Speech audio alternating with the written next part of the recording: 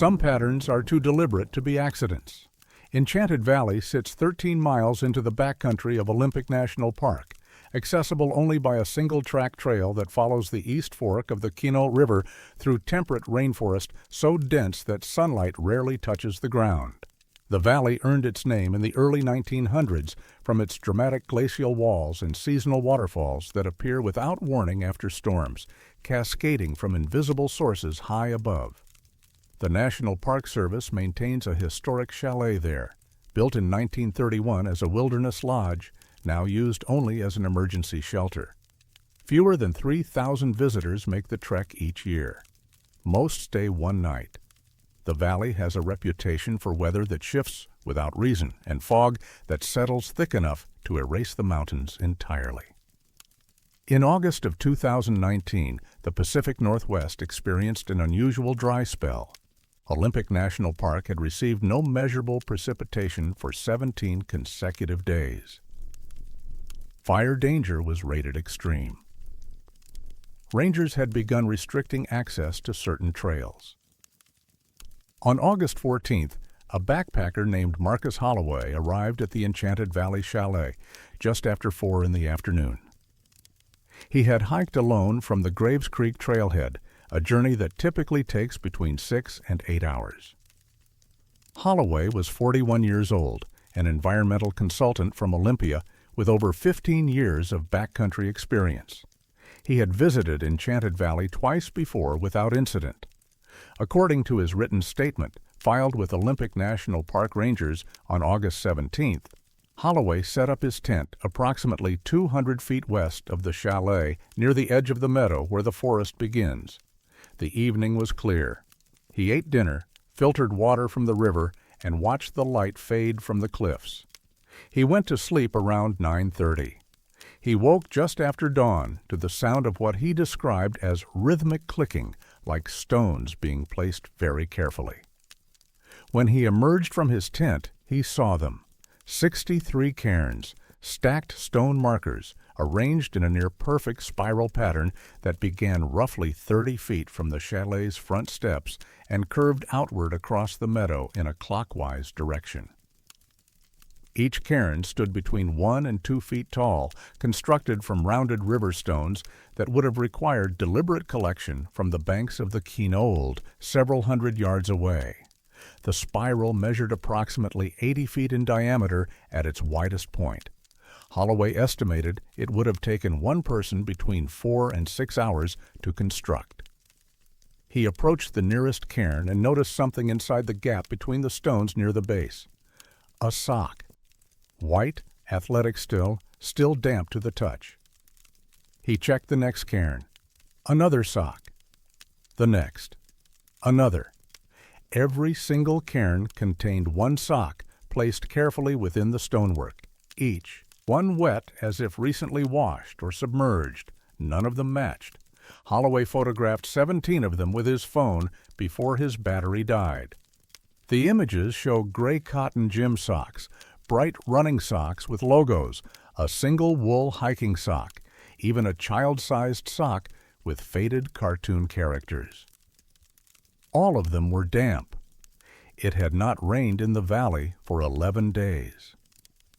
Holloway walked the entire spiral, counting. He was certain of the number. 63. He looked for footprints in the meadow grass, but found none that seemed unusual. The ground was dry and hard-packed from weeks without rain. He checked the chalet, which was unlocked as per park policy. Empty. No gear, no sleeping bags, no sign of recent occupancy. The logbook inside, where hikers traditionally sign in, showed no new entries since August 9th. He was alone in the valley. He considered dismantling the cairns or removing the socks, but decided against it. Instead, he packed his gear and hiked out immediately, covering the 13 miles back to Graves Creek in just under 6 hours. He drove directly to the Quinault Ranger Station and reported what he had found. 2 rangers returned with Holloway the following morning. They reached Enchanted Valley by mid-afternoon on August 16th, 72 hours after Holloway's initial discovery. The cairns were gone. Every single stone had been removed or scattered. The spiral pattern no longer existed. The meadow showed no evidence of organized stonework. The rangers conducted a thorough search of the area, expanding outward in a grid pattern to a radius of half a mile from the chalet. They found river stones scattered in the grass, but no stacks, no structures, no deliberate arrangements. But the socks remained. All 63 of them were laid out in a perfectly straight line extending from the chalet steps toward the northeastern tree line, a bearing of approximately 42 degrees. The line stretched for 108 feet before ending abruptly at the forest edge. The socks were evenly spaced, roughly 20 inches apart. They were no longer damp. Holloway confirmed they were the same socks he had photographed. Ranger Elise Navarro, who led the investigation, documented the scene with photographs and measurements. In her official report, dated August 19, 2019, she noted that the line pointed toward an area of the valley with no established trails, no known historical significance, and extremely dense forest coverage that would be nearly impassable without specialized equipment. The socks were collected as evidence. They were sent to the park's evidence storage facility in Port Angeles, where they remain in a sealed bag labeled Enchanted Valley Incident, Unexplained Origin. Navarro interviewed the 7 other backpackers who had signed the Graves Creek Trail Register between August 10th and August 14th. None reported seeing anyone carrying large quantities of river stones. None had camped at Enchanted Valley during that period. All confirmed that weather had been clear and dry. She also checked with the Olympic National Park SAR coordinator to determine if any search and rescue operations or training exercises had been conducted in the valley that week. None had. A consulting archaeologist from the University of Washington examined Holloway's photographs at Navarro's request. Dr. Patricia Armand, who specializes in indigenous stonework and historical land use in the Olympic Peninsula, provided a written assessment. She noted that the spiral pattern bore no resemblance to any known Coast Salish cultural practice or historical marker system. The cairns themselves were contemporary in construction style, utilizing river stones in a manner consistent with modern trail markers rather than traditional ceremonial structures. Regarding the socks, she had no explanation. When asked if the phenomenon could be a prank, Navarro's response was measured.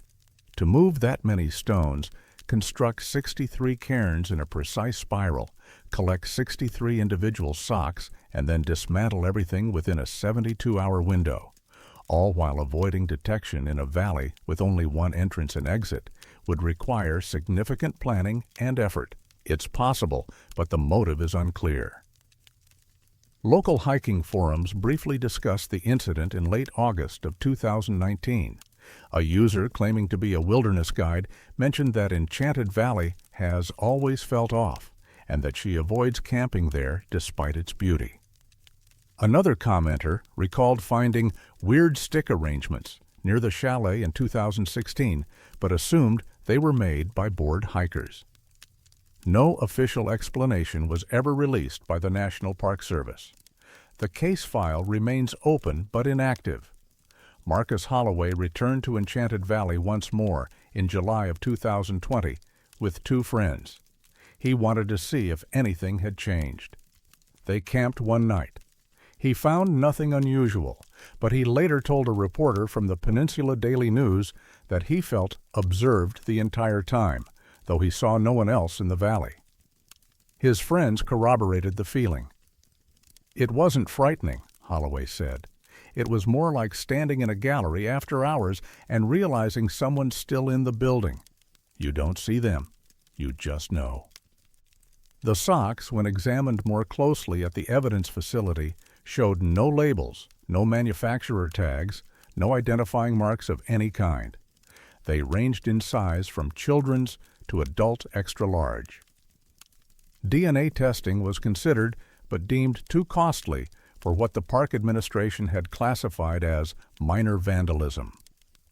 The report filed by Ranger Navarro ends with a single line: recommend increased patrols during peak season and continued monitoring of the Enchanted Valley area for similar incidents.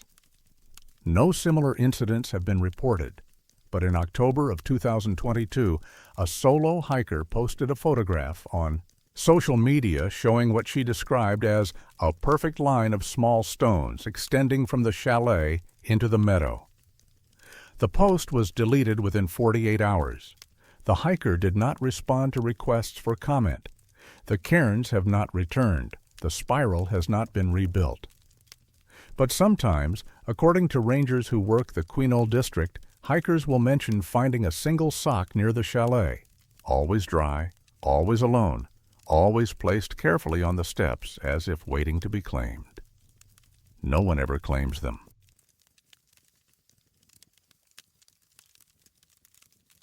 Sometimes the same person walks the same trail at the same moment in 18 different places. The Hoh River Trail stretches 17.3 miles through the heart of Olympic National Park's temperate rainforest, beginning at the Hoh Rainforest Visitor Center and terminating at Glacier Meadows, where Mount Olympus rises above the tree line. The trail follows the milky blue Hoh River through old-growth Sitka spruce and western hemlock, some trees exceeding 300 feet in height. Annual rainfall averages 140 inches. The forest floor remains perpetually damp, blanketed in moss that muffles sound and holds moisture like a sponge. The Park Service estimates roughly 20,000 hikers use the trail annually, though most turn back within the first 5 miles. Past the creek crossings and beyond Lewis Meadow, the trail becomes remote enough that encountering another person can feel like an intrusion. In early March of 2017, the Pacific Northwest experienced unusually heavy rainfall even by Olympic Peninsula standards. The Hoh River swelled beyond its banks. Several trails in the park closed due to washouts and flooding. The Hoh River Trail remained open, though rangers posted warnings about muddy conditions and advised hikers to carry trekking poles. Between March 9th and March 11th, 3 separate groups hiking the trail reported the same anomaly. The first report came from 2 Seattle-based hikers, Brendan Kowalski and Aisha Patel, who were attempting an overnight trip to 5 Mile Island. They departed the trailhead at 7:45 on the morning of March 9th. The trail was soft from recent rain, but passable. According to their written statement, filed with park rangers on March 12th, they began noticing a distinctive boot print approximately 2 miles from the trailhead. The print was clear and deep, pressed firmly into the muddy center of the trail. It showed a men's hiking boot, size 10, with a Vibram sole pattern. The most notable feature was a diagonal crack running through the heel tread, creating a characteristic gap in the impression. Kowalski, who worked as a wildlife tracker for the Washington Department of Fish and Wildlife, immediately recognized the print as fresh, made within the past several hours, based on the integrity of the edges and the moisture content of the surrounding mud. He photographed it. They continued hiking. At roughly 3.3 miles, they found the same print again. Same boot, same size, same distinctive crack in the heel. I checked the photo from earlier, Kowalski later told a ranger. It was identical, not similar, identical, same depth, same angle, same everything. They found it again at 4.6 miles, then at 5.9 miles, then at 7.2 miles. Every 1.3 miles, the print appeared in the center of the trail, perfectly preserved in the mud. Always the right foot, always pointing up trail toward Glacier. Meadows, never the left foot, never any other prints around it. Kowalski documented each occurrence with photographs that showed GPS coordinates and timestamps. By the time they reached their planned campsite at 5 Mile Island, they had photographed the same print 9 times over a distance of roughly 10 miles. They saw no one else on the trail that day.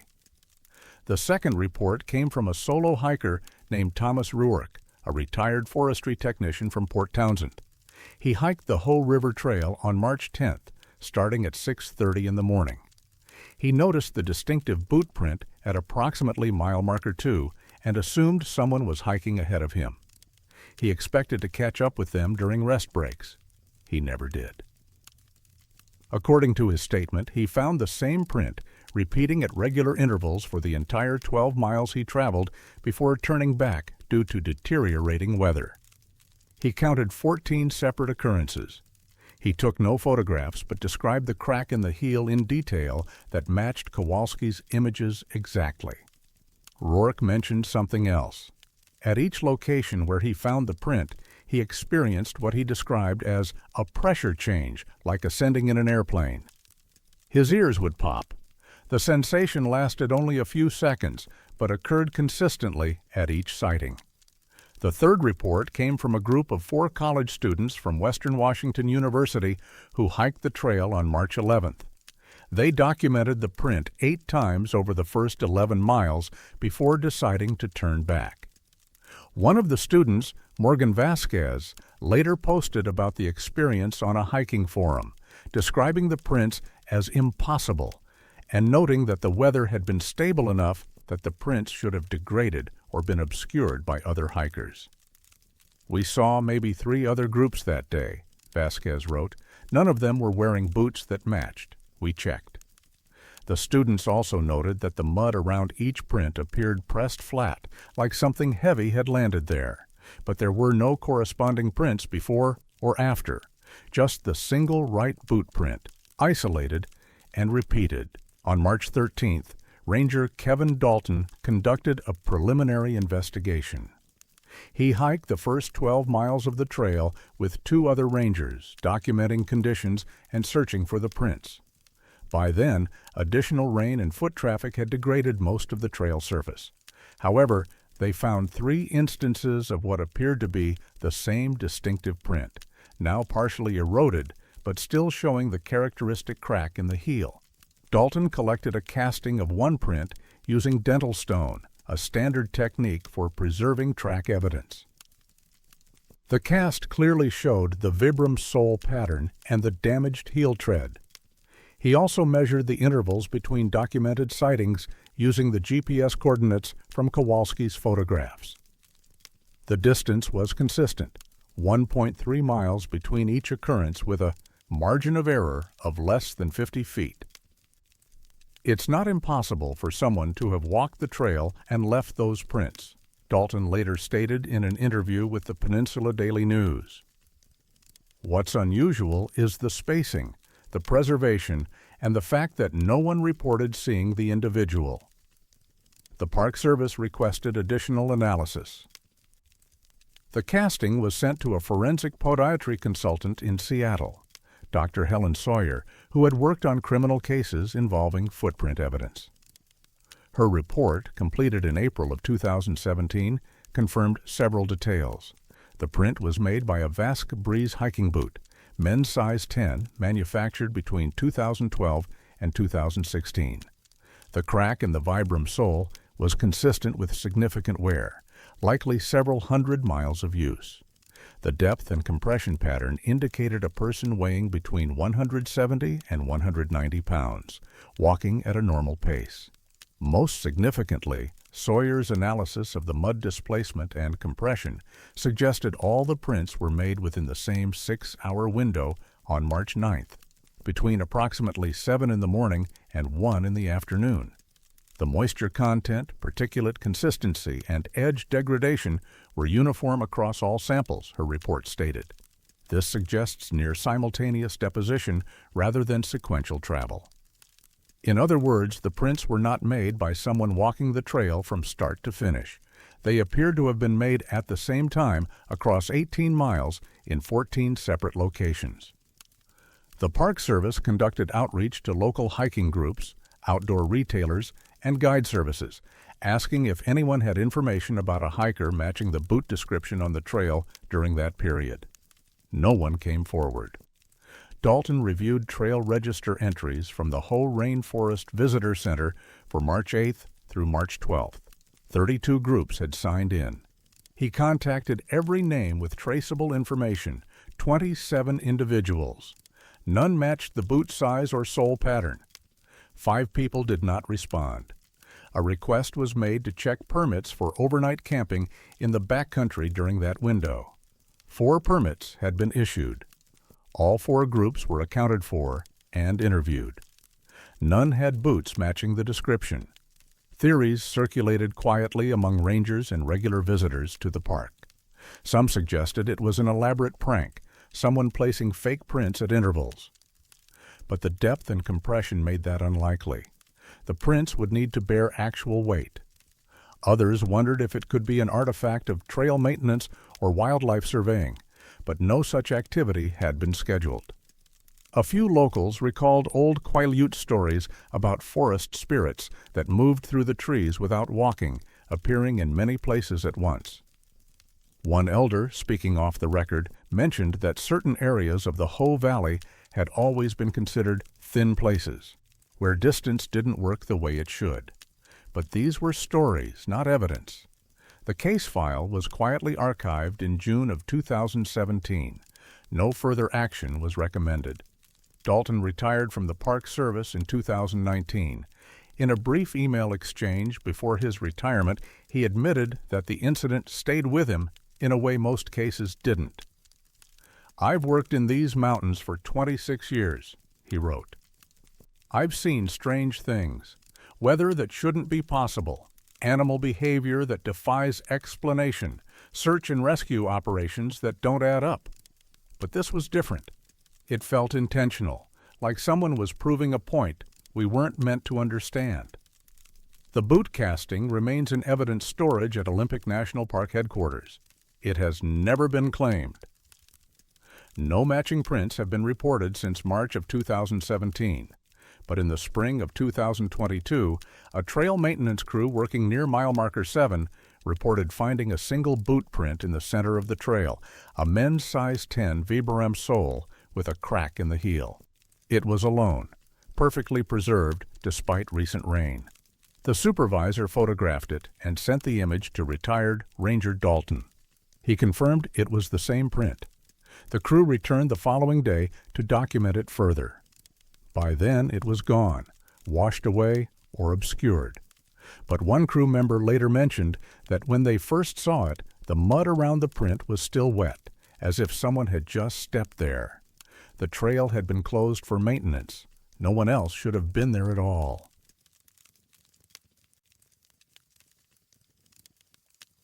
There are places where sound goes to die. Deer Lake sits at an elevation of 3,800 feet in the interior wilderness of Olympic National Park, accessible only by the Deer Lake Trail, a steep 4-mile climb through subalpine forest that gains nearly 2,000 feet from the trailhead at Obstruction Point Road. The lake itself is small, roughly 12 acres, nestled in a glacial cirque beneath the eastern flanks of Green Mountain. Snow lingers on the surrounding slopes well into July. The area receives minimal foot traffic compared to more popular destinations in the park. Most hikers pass through on their way to Grand Valley or Moose Lake. Few camp at Deer Lake overnight. Those who do rarely return. The lake has no official warnings posted. No signs indicate unusual conditions. On maps, it appears unremarkable, a blue oval surrounded by contour lines marked with the standard camping symbol. But rangers who work the Hurricane Ridge District know about Deer Lake. They refer to it carefully in shorthand during briefings and shift changes. Some call it the Quiet Lake. Others use the term Dead Pocket, though never in front of visitors. The first documented report came in August of 1983 from a family camping near the northwest shore. Gerald and Susan Moretti, along with their 2 teenage sons, had backpacked to Deer Lake as part of a 5-day loop through the park. According to the incident report filed on August 19, 1983, the family set up camp in the late afternoon and noticed something unusual while preparing dinner.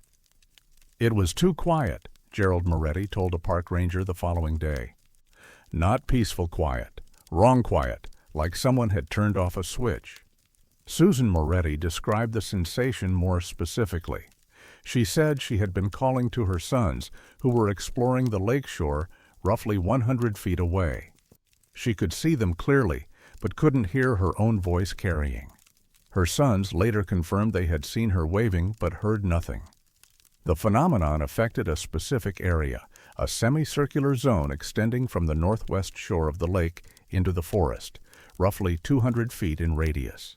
Inside this zone, sound ceased to function normally. Voices produced no echo, footsteps made no noise. Wind moving through the trees created no rustle. The Moretti family tested the boundary. They discovered that by walking 10 or 15 feet in any direction away from the center of the zone, sound returned abruptly, not gradually, but like crossing a threshold. One moment, silence. The next, normal acoustic function.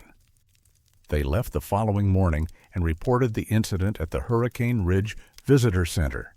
The ranger who took their statement noted that the family seemed credible and genuinely unsettled, but the report was filed without follow-up investigation. Over the next decade, similar reports accumulated. Most came from solo hikers or small groups who had camped near the northwest shore. The descriptions were consistent: a zone of complete acoustic deadness, sharply defined boundaries, no apparent cause. In July of 1994, a University of Washington geology student named Michael Tomlinson visited Deer Lake as part of a summer research project studying glacial lake formation. He had read about the acoustic anomaly in online hiking forums and decided to investigate with portable recording equipment. Tomlinson spent 2 nights at the lake, conducting audio tests with a digital recorder and handheld decibel meter. His recordings, later shared with Olympic National Park staff, document the phenomenon clearly. Outside the zone, ambient sound registers at normal levels: wind, bird calls, water lapping against the shore. Inside the zone, the audio flatlines. Complete silence. Not even the white noise of air movement. It's not that sounds are quiet, Tomlinson noted in his field journal.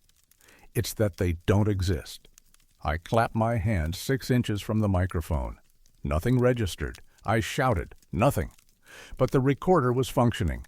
I could see the battery indicator, the timer running. It just wasn't picking up sound. He also noted that his compass behaved erratically within the zone, spinning slowly without settling on magnetic north. Outside the zone, the compass functioned normally. Tomlinson attempted to contact the geology department at the university to report his findings, but his advisor dismissed the phenomenon as equipment malfunction or user error. No formal study was conducted. In 2001, Ranger Jennifer Albright conducted an unofficial survey of the area after receiving multiple visitor reports during the summer season. Albright had worked in Olympic National Park for 11 years and was familiar with unusual geographic features, magnetic anomalies, areas prone to sudden weather changes, zones with high concentrations of radon or other gases. She visited Deer Lake 3 times between June and September of 2001, each time documenting the silent zone with her own equipment: a standard handheld GPS unit, a compass, a whistle, and a portable radio. Her findings were consistent with previous reports. The zone existed. It was reproducible. It occupied the same approximate location each time, a 200-foot radius centered on a point roughly 50 feet from the northwest shore, near a cluster of subalpine firs. Inside the zone, her whistle produced no sound. Her radio, tuned to a ranger frequency with clear reception outside the zone, emitted only static inside it.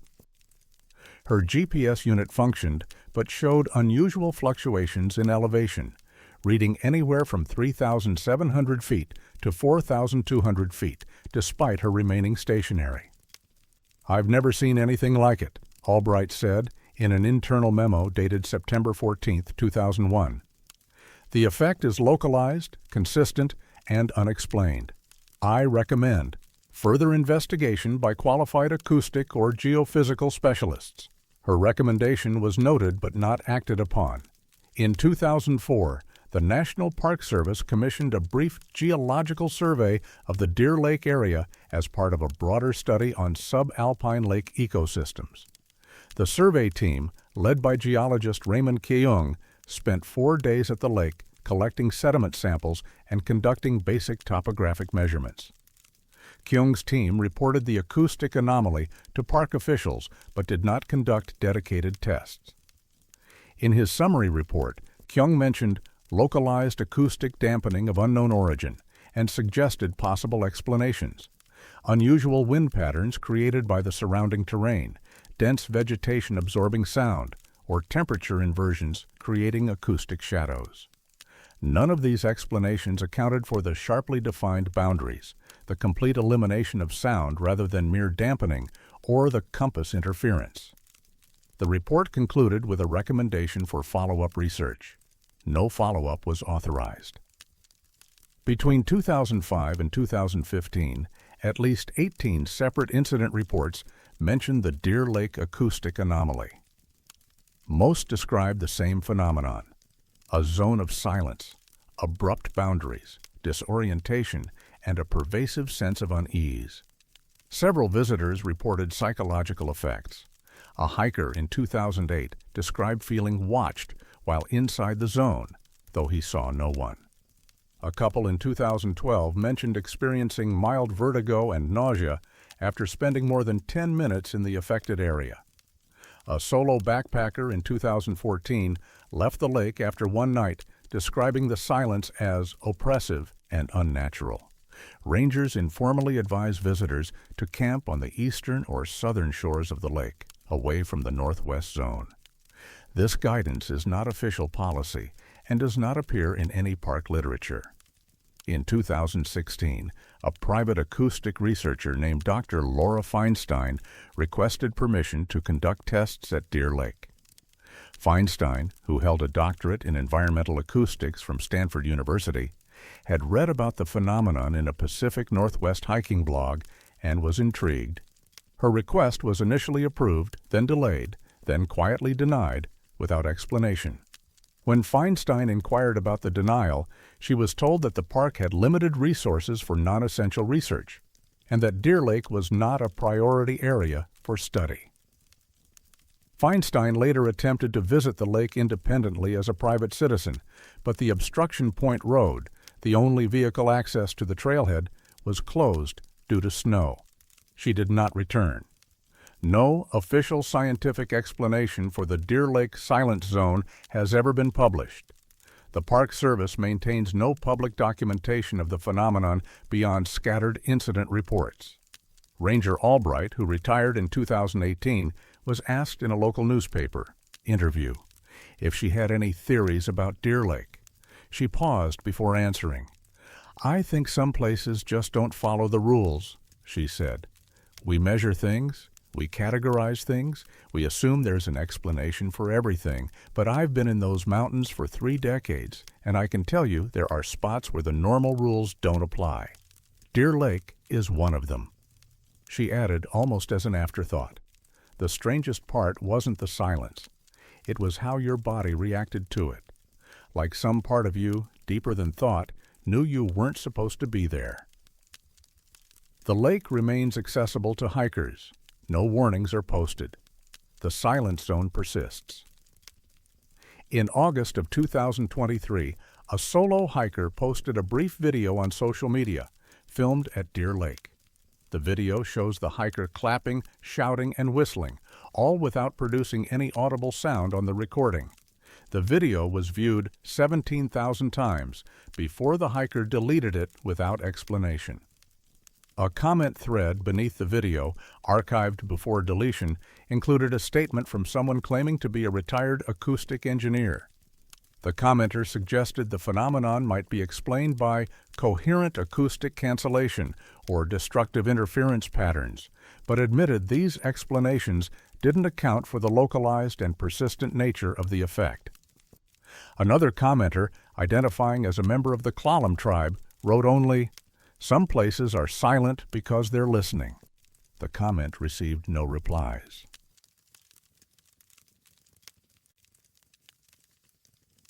Sometimes people forget which direction they're facing. The Quinault Rainforest Nature Trail is a half-mile loop through old-growth temperate rainforest on the southwestern edge of Olympic National Park, beginning and ending at the Quinault Rainforest Ranger Station. The trail is flat, well-maintained, and considered suitable for families. Beyond this introductory loop, the trail system extends deeper into the valley. The Quinault River Trail continues for more than 15 miles through increasingly remote terrain, passing through cathedral groves of Douglas fir and Sitka spruce that have stood for over 500 years. The area receives an average of 12 feet of rain annually, creating a perpetually damp understory, thick with ferns and moss. Cell phone reception is non-existent past the first mile. The forest canopy is dense enough that even on clear days, the light beneath the trees remains dim and greenish. The Quinault Valley has been home to the Quinault Indian Nation for thousands of years. Tribal elders occasionally mention places in the forest where direction becomes unreliable, though these warnings are rarely shared with outsiders.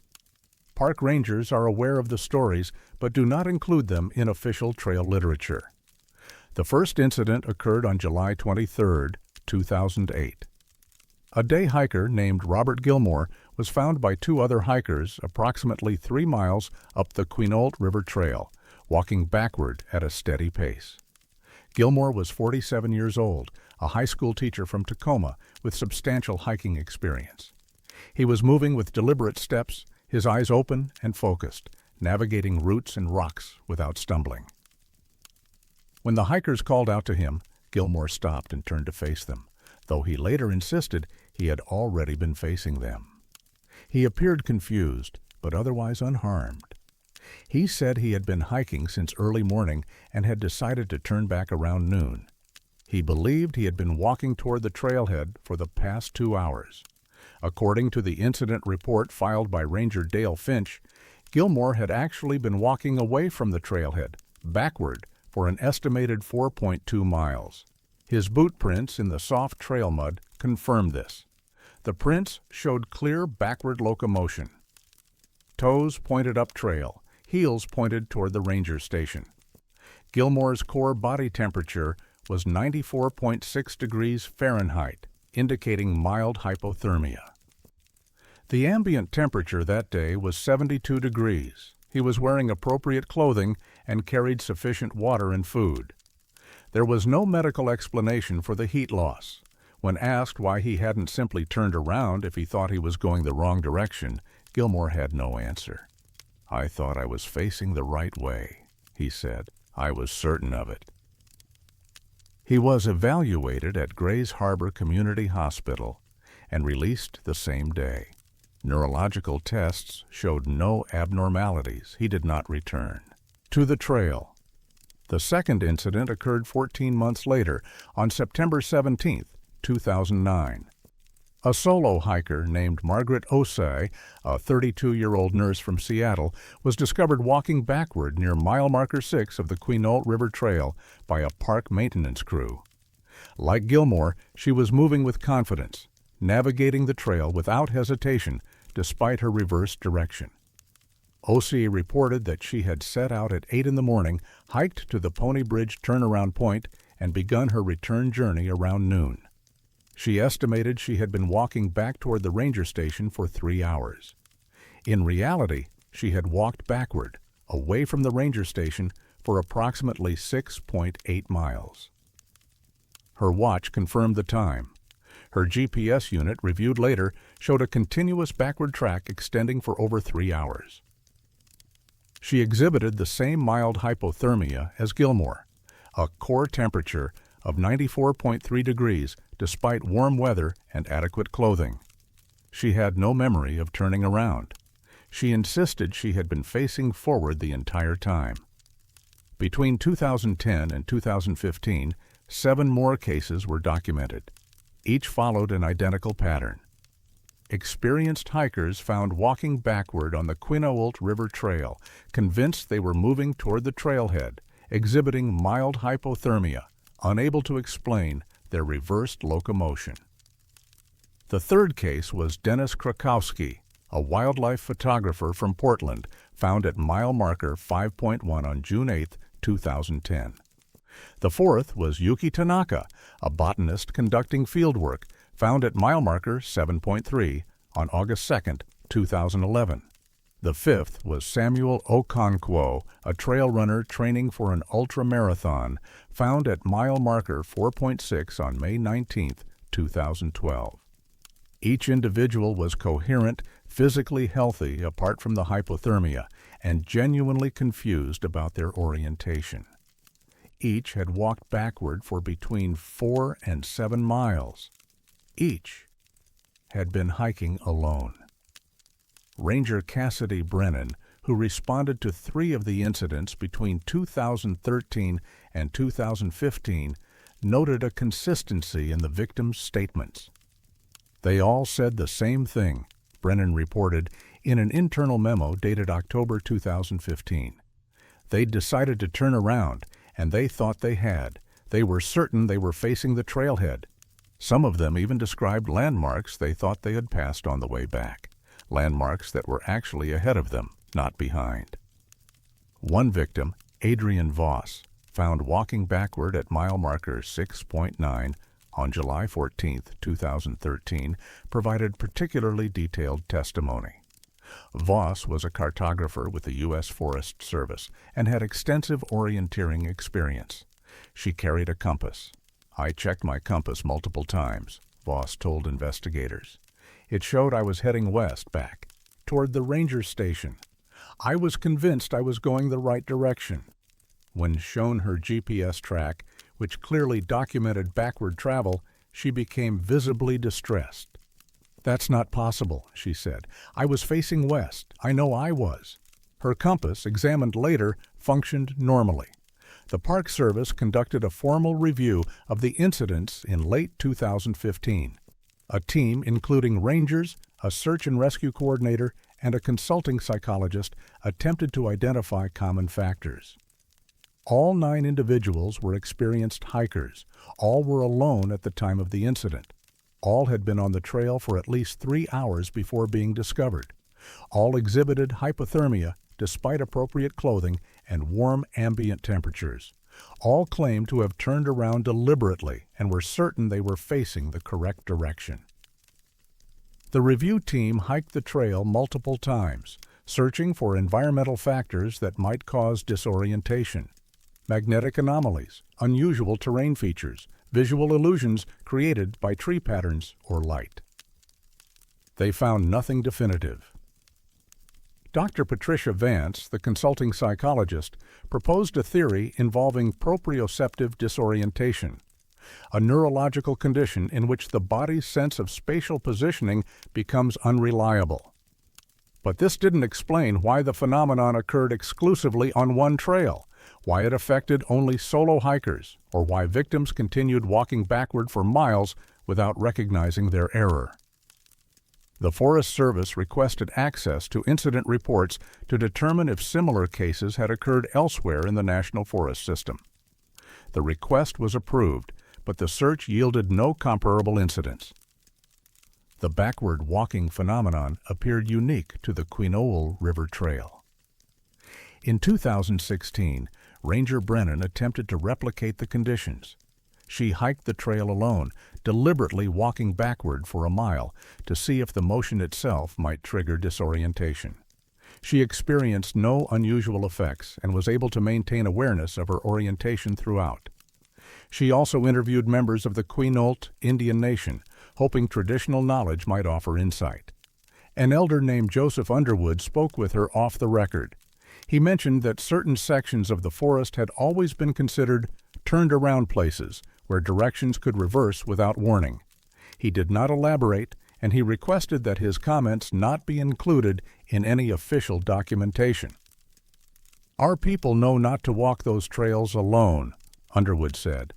"Some places want you to go deeper, not back. They'll turn you around without you knowing." The Park Service did not incorporate this information into their findings.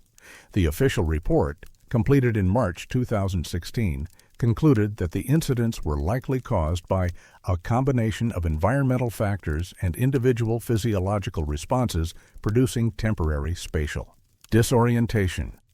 No specific mechanism was identified. No preventative measures were recommended beyond standard trail safety protocols. The case files were archived. No public announcement was made. The trail remained open without additional signage or warnings. The ninth and final documented case occurred on October 3, 2015. A hiker named Brendan Hollister, a 54-year-old engineer from Bellevue, was found walking backward near mile marker 5.7. Like the others, he believed he was heading toward the trailhead. Like the others, he had been moving backward for over 4 miles. Like the others, he exhibited mild hypothermia and had no awareness of his reversed direction.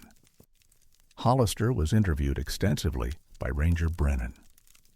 When asked to describe what turning around had felt like, he paused for a long time before answering. "It didn't feel like anything," he said. "I made a decision to go back. I took a breath. I started walking. I thought I turned. But maybe I didn't. Or maybe I did. And then something else happened. I don't know. All I know is I was absolutely certain I was facing the right way."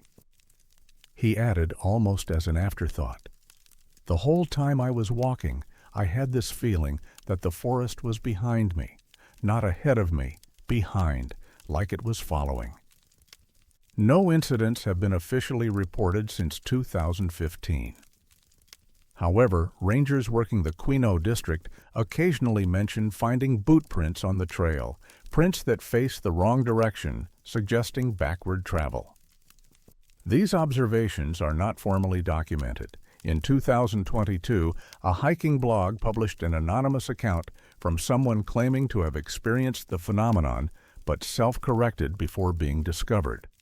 The writer described walking for over an hour, convinced they were heading toward the trailhead, before a passing hiker pointed out they were going the wrong way. The writer insisted they had been facing forward, but the other hikers' photographs showed otherwise. The post concluded, "I still don't know if I ever actually turned around or if I just thought I did. And I don't know which possibility scares me more." The comment section was disabled. The post was later removed.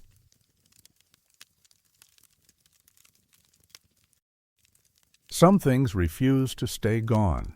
Lake Crescent occupies a glacially carved valley in the northern section of Olympic National Park, roughly 20 miles west of Port Angeles.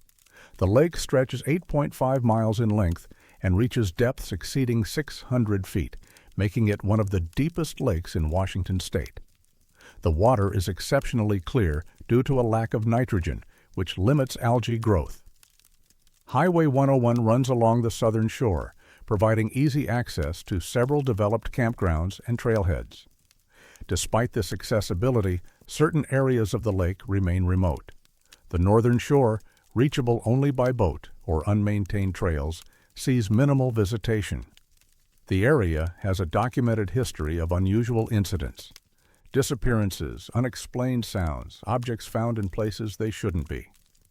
In the early 20th century, before the national park was established, several homesteaders lived along the lake's northern reaches. Most left by the 1930s. A few structures remain. The maison collapsed and overgrown, slowly being reclaimed by the forest. Rangers occasionally find remnants during patrols: rusted tools, fragments of pottery, rotted furniture. The forest takes these things back gradually, folding them into the soil and moss, but some things don't stay buried. On September 7, 2012, Ranger Lydia Sorensen conducted a routine patrol of the backcountry campsites along the northern shore of Lake Crescent. She accessed the area by boat, checking for permit violations, campfire damage, and abandoned gear. At a dispersed camping area known informally as Pyramid Point, named for a distinctive rock formation visible from the water, she discovered a tent. The tent was a North Face two-person backpacking model, red with gray trim, set up properly with stakes and guy lines. It appeared abandoned. No gear was visible inside or nearby. No sleeping bags, no backpacks, no food containers. Just the tent, empty and closed. Sorensen checked her records. No permits had been issued for that campsite during the previous 2 weeks. She waited 30 minutes to see if anyone would return. No one did. She left a notice on the tent stating that unclaimed gear would be removed within 72 hours per park regulations. She returned 3 days later. The tent remained. No additional gear had appeared. No note had been left. Sorensen dismantled the tent, documented the serial number NF221894477, and transported it to the ranger station at Fairholme. The tent showed signs of use: a small L-shaped tear in the lower left corner of the vestibule, a faded coffee stain on the interior floor near the door, dirt on the stakes. It smelled faintly of mildew. Following standard procedure, the tent was held for 30 days in case someone claimed it. No one did. On October 15, 2012, the tent was donated to a local charity that redistributed outdoor gear to low-income families. On October 29, 2012, Ranger Sorensen returned to Pyramid Point during a routine patrol. The tent was back. Same location, same setup. Properly staked, guy lanes tensioned, rainfly secured. She examined it closely. Same red North Face model, same L-shaped tear in the vestibule, same coffee stain on the floor. She checked the serial number stamped on the interior label, NF21894477. It was the same tent. Sorensen documented the scene with photographs, then dismantled the tent again. She brought it back to the Fairholme station and placed it in secure storage, intending to investigate further. She contacted the charity that had received the original tent. They confirmed they had distributed it to a family in Port Angeles 11 days earlier. Sorensen visited the family. They still had the tent in their garage, unused. She verified the serial number. It matched. NF21894477. 2 tents, same serial number, same distinctive damage. Sorensen reported the discrepancy to her supervisor, Chief Ranger Marcus Delgado. Delgado suggested the serial number had been misread or that the charity had mistakenly given them a different tent. Sorensen insisted she had documented everything carefully. She had photographs. She had notes. The numbers matched. Delgado accompanied Sorensen to Pyramid Point on November 3, 2012. The campsite was empty, no tent. They searched the surrounding area. Nothing. The tent reappeared on November 18, 2012. A kayaker reported seeing it while paddling along the northern shore. Sorensen retrieved it the following day. Same tent, same serial number, same tear and stain. This time, she did not donate it. She locked it in the evidence room at park headquarters in Port Angeles. On December 2, 2012, the tent was back at Pyramid Point. Between December 2012 and August 2018, the tent was removed 6 times. Each time it reappeared at Pyramid Point within 2 weeks. The interval varied, 9 days, 12 days, 14 days, but the pattern held.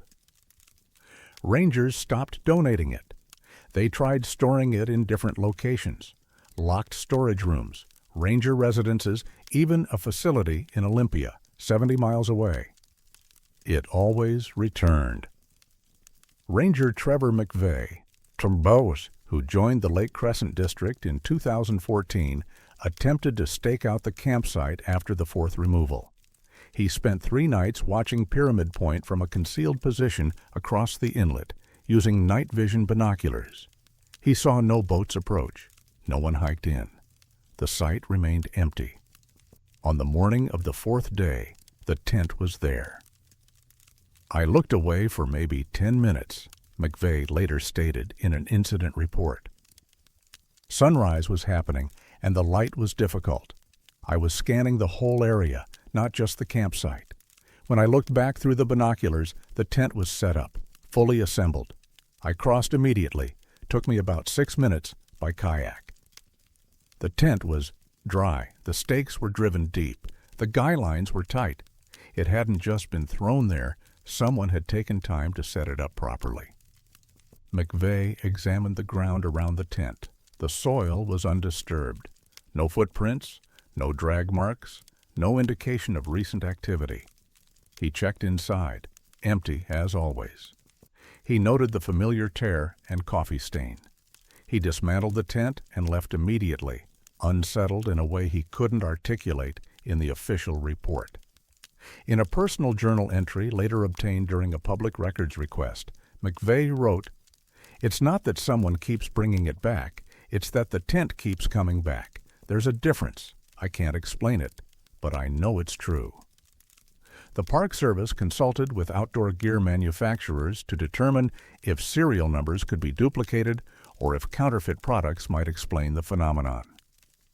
North Face representatives confirmed that serial number NF21894477 was legitimate, issued to a tent manufactured in 2009 and sold through a retailer in Seattle. They had no record of duplicate serial numbers being produced. Attempts were made to locate the original purchaser through sales records, but the retailer had been sold, and records prior to 2011 were no longer accessible. A materials analysis was conducted on the tent fabric in 2016 by a forensic laboratory in Seattle. The report noted nothing unusual: standard ripstop nylon, polyurethane coating, UV degradation consistent with several years of outdoor use. The coffee stain was analyzed. It was coffee, Arabica beans, medium roast, brewed sometime between 2010 and 2012 based on degradation markers. Dr. Ramesh Venkataraman, a psychologist specializing in environmental cognition, was consulted informally by Chief Ranger Delgado in 2017.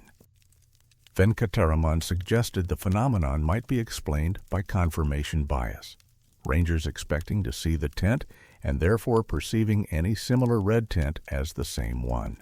This theory failed to account for the serial number, the distinctive damage, and the fact that North Face had discontinued that particular model in 2011, making it unlikely that multiple identical tents would appear at the same remote location.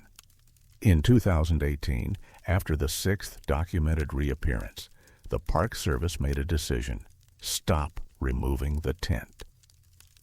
"We can't keep playing this game," Delgado said in an internal memo dated August 19, 2018. "The tent isn't hurting anyone. It's not obstructing the trail. It's not a safety hazard.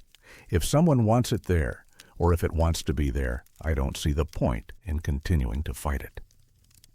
The tent remained at Pyramid Point for the next 11 months. Rangers checked on it periodically. It stayed intact through fall storms and winter snow. The fabric showed no additional weathering. The stakes didn't shift.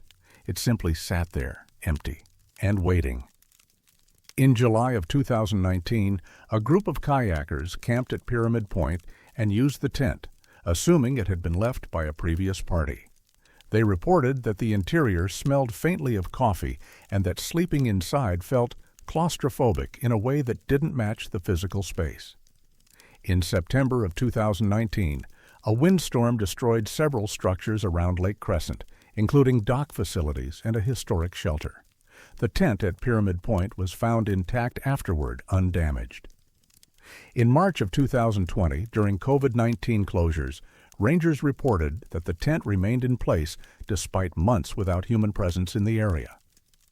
In June of 2021, a bear was observed investigating the campsite but left the tent undisturbed. The tent is still there. Rangers no longer include it in patrol reports. It has become a fixture, like the trees or the rock formations. Some rangers advise new staff to avoid camping at Pyramid Point, though no official guidance exists. Others claim there's nothing unusual about the location at all. It's just a tent someone abandoned years ago. but the serial number is still visible on the label inside if anyone cares to check. NF 2189-4477. And somewhere in Port Angeles, locked in an evidence room at park headquarters, there is another tent with the same number, the same tear, the same stain. It was placed there in 2018 and has not been touched since. No one has opened that storage room to verify if it's still there. No one wants to know if it might be gone, because if it is, they know exactly where it went.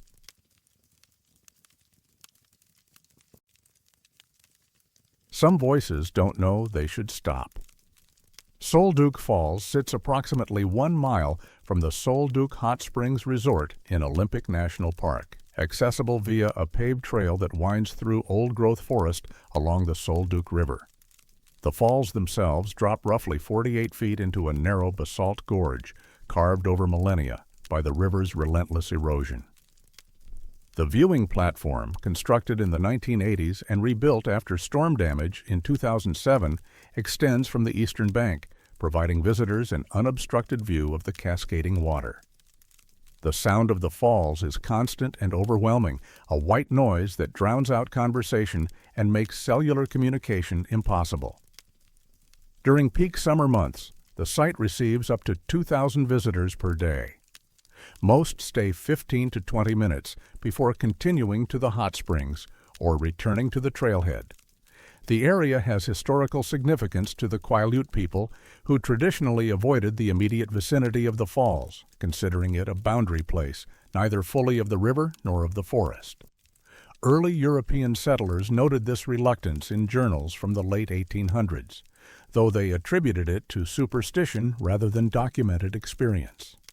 The hot springs nearby were developed for tourism in the early 1900s, and by the 1930s the falls had become a popular day hike destination. Several drownings occurred between 1942 and 1958, primarily involving children who climbed over guardrails or slipped on wet rocks. After the final incident, a 7-year-old boy who fell into the gorge in August of 1958, the Park Service installed higher barriers and warning signs. No fatalities have occurred since. On June 4, 2016, a family visiting from Bellingham reported hearing a child's voice near the falls. The family, Gregory and Ann Whitmore, along with their 2 daughters, ages 9 and 12, had walked to the viewing platform in late afternoon. According to their written statement, filed with park rangers on June 6th, they initially assumed the voice belonged to another child on the trail. Ann Whitmore described it as clear and deliberate, like someone practicing their numbers. She said the voice was counting backward, 100, 99, 98, and so on. The family looked around for the source but saw no children nearby. Only 4 other visitors were on the platform at the time, all adults. Gregory Whitmore walked to the eastern edge of the platform, where the voice seemed loudest. Standing there, he could hear it distinctly, despite the roar of the falls. When he stepped back toward the center, the voice faded. He returned to the eastern edge.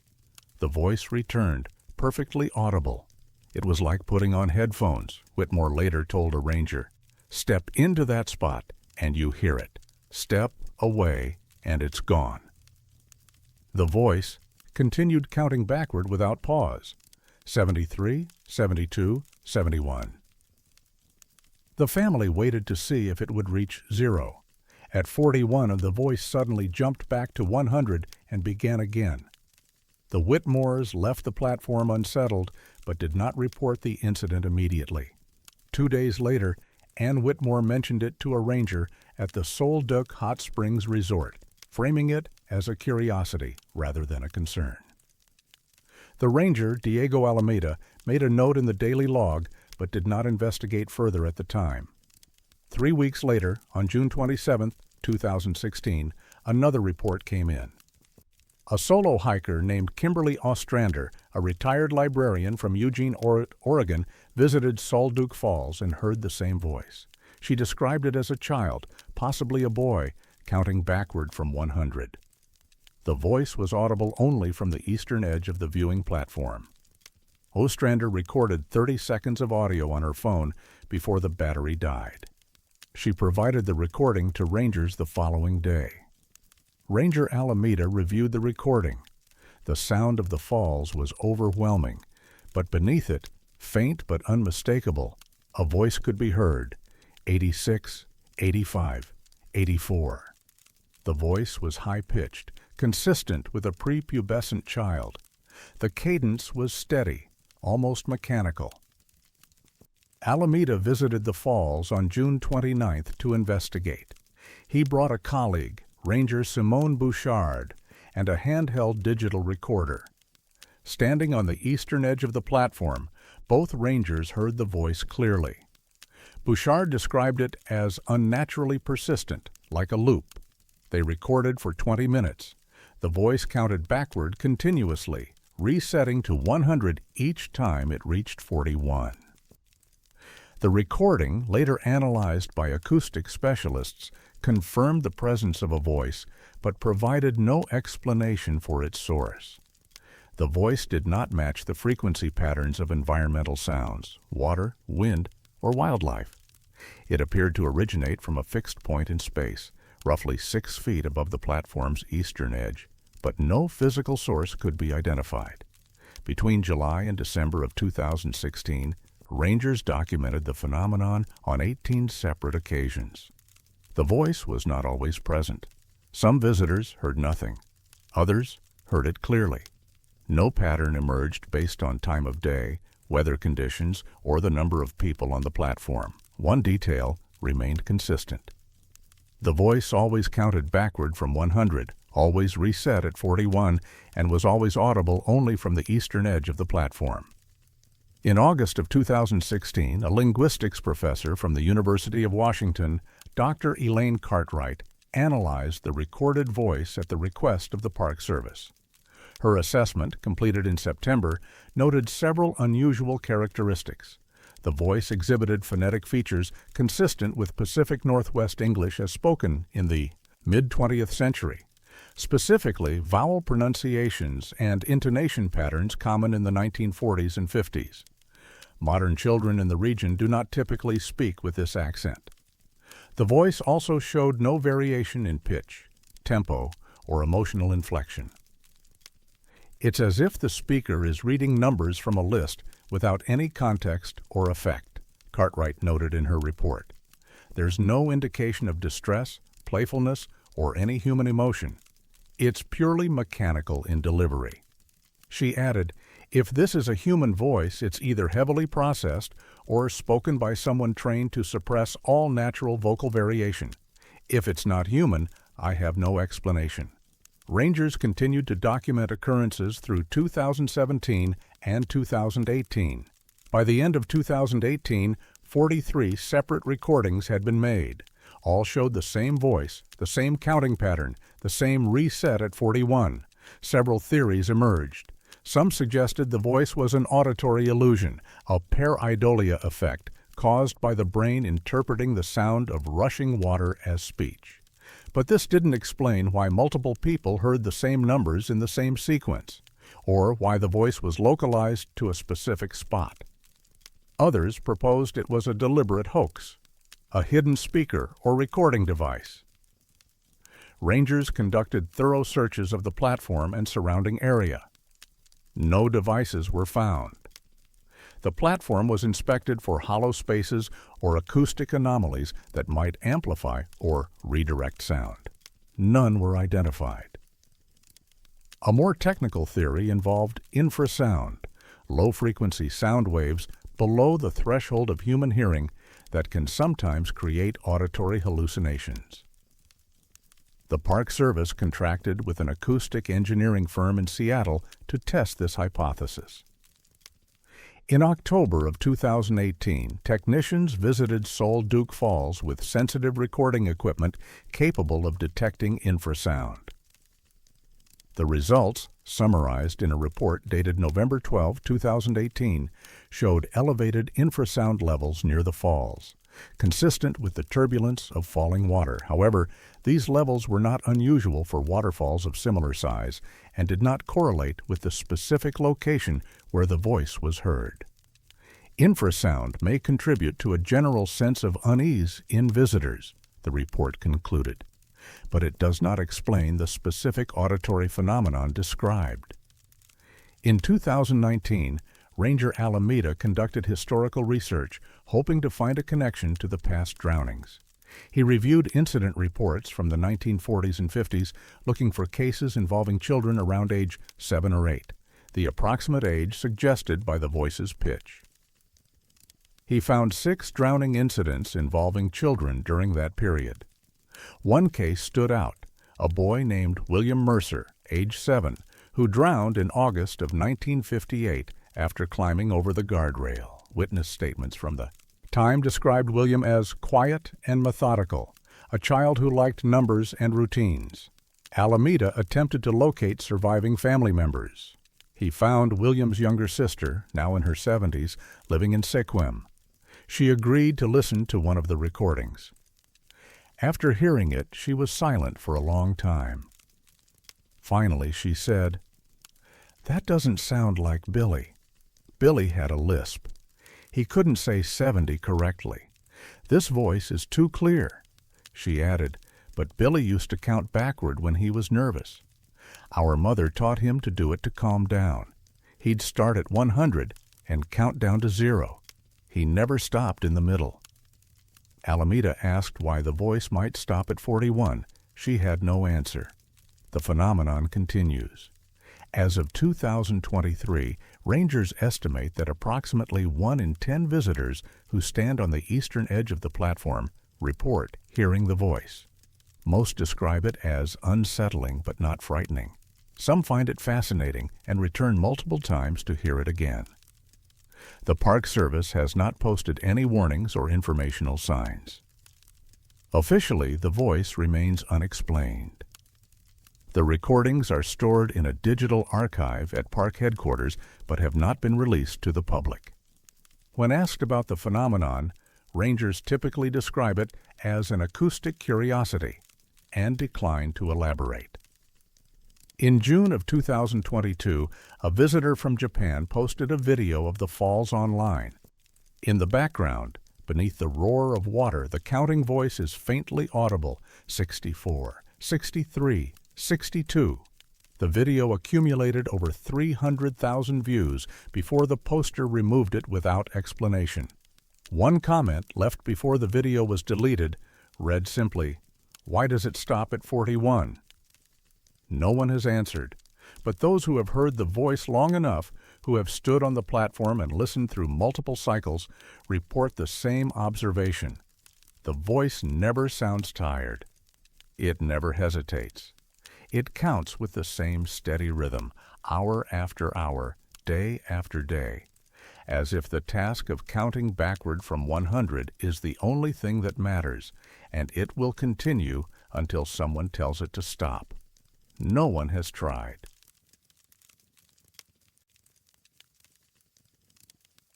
Seven people can vanish without ever leaving.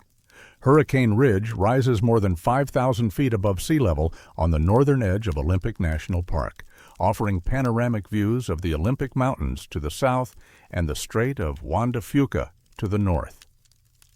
The area is accessible year-round via a paved road from Port Angeles, making it one of the most visited locations in the park, with over 400,000 visitors annually. The ridge features several trail systems ranging from paved accessible paths to backcountry routes extending into the park's wilderness interior.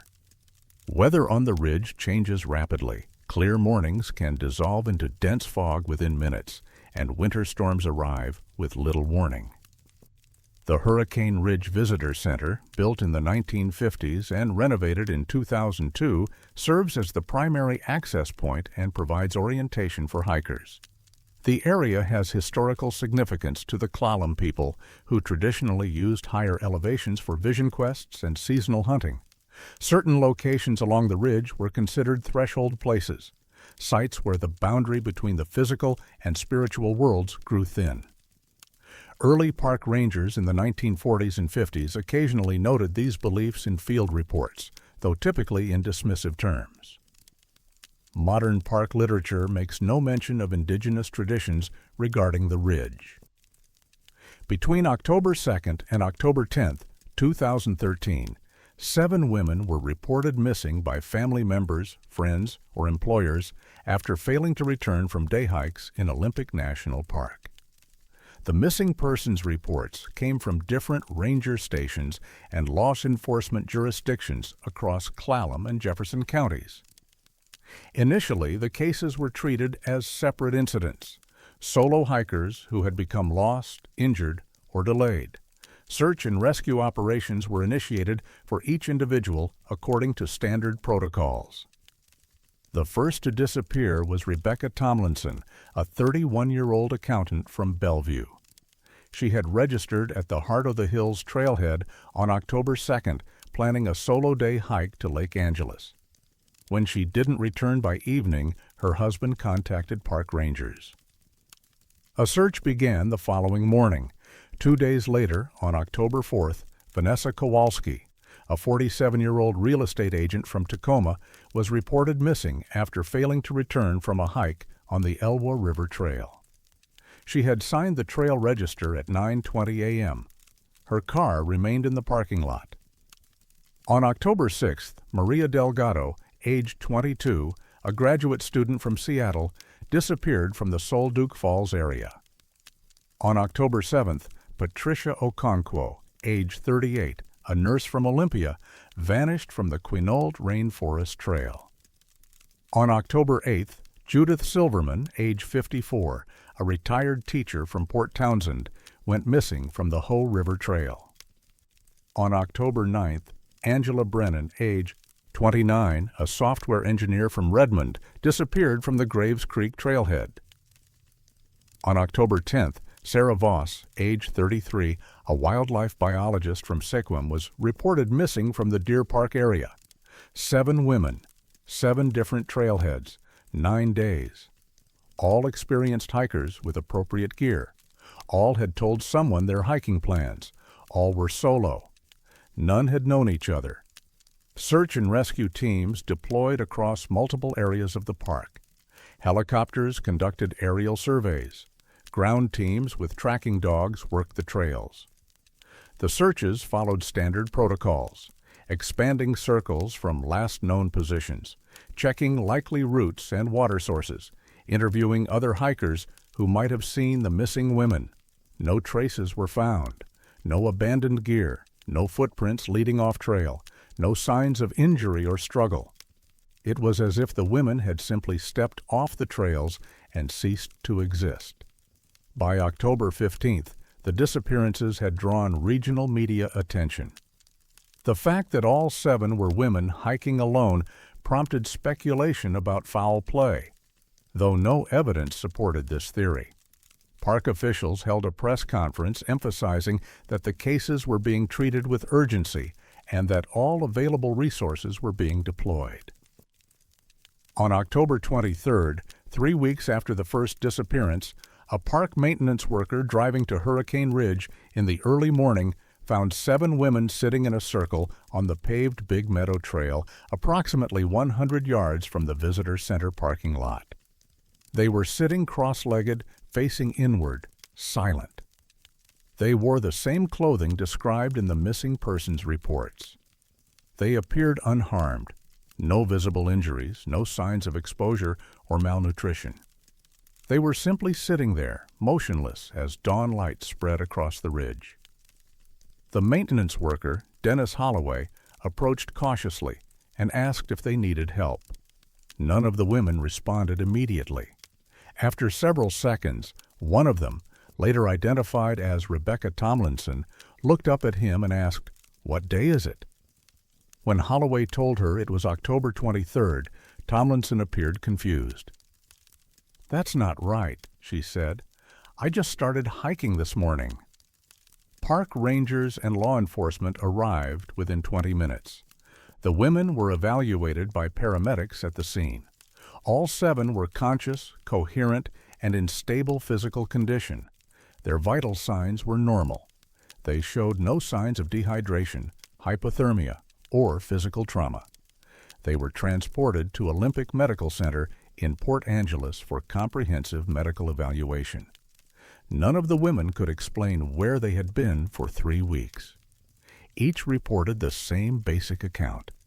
They had been hiking alone on their respective trails, had stopped to rest at some point, and then found themselves sitting in a circle at Hurricane Ridge with no memory of the intervening time. Rebecca Tomlinson, the first to disappear, said she remembered sitting down on a log near Lake Angeles to eat lunch. "I closed my eyes for what felt like a few seconds," she stated in her interview with investigators. "When I opened them, I was at Hurricane Ridge with 6 strangers. I thought maybe 10 or 15 minutes had passed. Then someone said it was 3 weeks later." The other 6 women described nearly identical experiences. Each had stopped to rest during their hike. Each had a brief moment of closed eyes or inattention. Each found themselves at Hurricane Ridge with the others, with no memory of travel, no sense of time passing, no awareness of how they'd arrived. Medical examinations revealed no drugs, no head trauma, no neurological abnormalities that might explain memory loss. Toxicology screens came back negative. Psychiatric evaluations found no evidence of delusion or psychosis. The women were mentally sound and genuinely confused about their missing time. One detail stood out in the initial police reports. Each woman's watch had stopped at 3:47 p.m. The dates varied, corresponding to the day each woman had disappeared, but the time was identical across all 7 watches. 2 of the watches were digital, 5 were analog. All showed 3:47. The FBI was consulted due to the possibility of abduction. Special Agent Michael Sorensen, based in Seattle, reviewed the case files and interviewed the women. His assessment, summarized in a report dated November 5, 2013, concluded that no evidence suggests kidnapping, confinement, or criminal activity. The women appear to be truthful in their accounts. The circumstances remain unexplained, but do not fall within federal jurisdiction. The Park Service conducted an internal investigation led by Chief Ranger Douglas Finch. The investigation focused on determining how 7 women could travel from 7 different trailheads to Hurricane Ridge without being seen by other hikers, park staff, or surveillance systems. Hurricane Ridge is not isolated. The road is actively patrolled. The visitor center has security cameras covering parking areas and trail access points. During the 3-week period, thousands of visitors had been to the ridge. Yet no one reported seeing the 7 women until they were found sitting in the circle. Security footage was reviewed. The cameras showed no images of the women arriving at Hurricane Ridge. Rangers checked trail registers at all 7 original trailheads. No entries indicated the women had returned to sign out or leave notes. Their vehicles remained at the trailheads where they'd been parked, some for 3 weeks, accumulating parking citations. Searchers retraced the women's planned routes. At the Lake Angeles Trail, where Rebecca Tomlinson had disappeared, rangers found what they believed to be the log where she'd stopped for lunch, based on her description of its location and appearance. A search dog alerted to her scent at that spot, but lost the trail within yards. The scent simply ended. Similar patterns emerged at the other locations. Dogs could track each woman to a specific point, a bend in the trail, a viewpoint, a rest area, and then the scent would vanish completely. Not fade gradually, as would occur if someone had walked away. Just stop, as if the person had been lifted into the air. A consulting psychologist, Dr. Helena Kuznetsov, was brought in to evaluate whether the women might have experienced collective dissociative fugue, a rare condition where individuals lose awareness of their identity and circumstances. Her assessment, completed in December 2013, noted that dissociative fugue typically affects individuals in isolation, not groups, and doesn't explain synchronized physical relocation. These women didn't know each other before the incident, Kuznetsov's report stated. They came from different cities, had different backgrounds, different occupations. Yet they all experienced the same phenomenon: memory loss, physical displacement, and time distortion. If this were psychological, we'd expect variation. Instead, we have precision. Local news coverage raised questions about whether the park was safe. Attendance at Hurricane Ridge dropped noticeably in November and December 2013. Park officials issued statements emphasizing that thousands of hikers used the trail safely every year and that this incident appeared to be an isolated anomaly. The 7 women gradually returned to their lives. Most declined media interviews. Those who spoke publicly emphasized their confusion rather than fear. Angela Brennan, the software engineer, told a local television station, "I'm not traumatized, I'm just confused. 3 weeks of my life are missing, and I'll never get them back. But I don't feel like anything bad happened to me. I feel like I was somewhere else, doing something else, and now I'm back. I just don't know where I was or what I was doing." The watches were examined by a forensic technician. All had stopped at 3:47 p.m. on their respective dates, but there was no common cause, no magnetic interference, no battery failure pattern, no mechanical damage. The watches simply stopped. In January 2014, a researcher from the University of Washington's Department of Anthropology, Dr. Alan Yamamoto, contacted the Park Service requesting access to case files.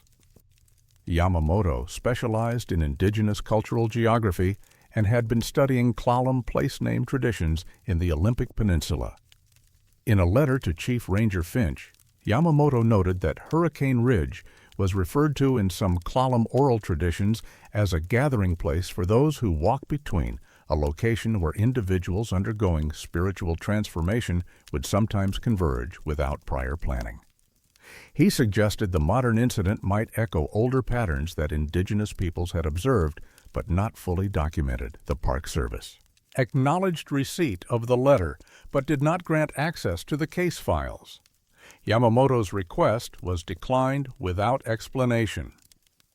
The official investigation concluded in March 2014 with no definitive findings. The case was classified as unexplained incident with no ongoing threat to public safety. The file remains open but inactive. None of the 7 women have returned to Olympic National Park. In a brief email exchange in 2016, Patricia Okonkwo, the nurse from Olympia, wrote, "I used to hike every weekend. I haven't been on a trail since. Not because I'm scared, because I don't trust that I'll come back the same day I leave." In 2021, during a routine review of park records, a staff member noticed something in the Hurricane Ridge visitor log from October 23, 2013, the day the women were found. Someone had signed the log at 3:47 a.m., hours before the visitor center opened. The signature was illegible, and the entry included only a single word in the comments section: returned. No one knows who wrote it. The handwriting didn't match any of the 7 women. Security footage from that morning showed no one entering the building. The log page was removed and placed in the case file. It has not been explained.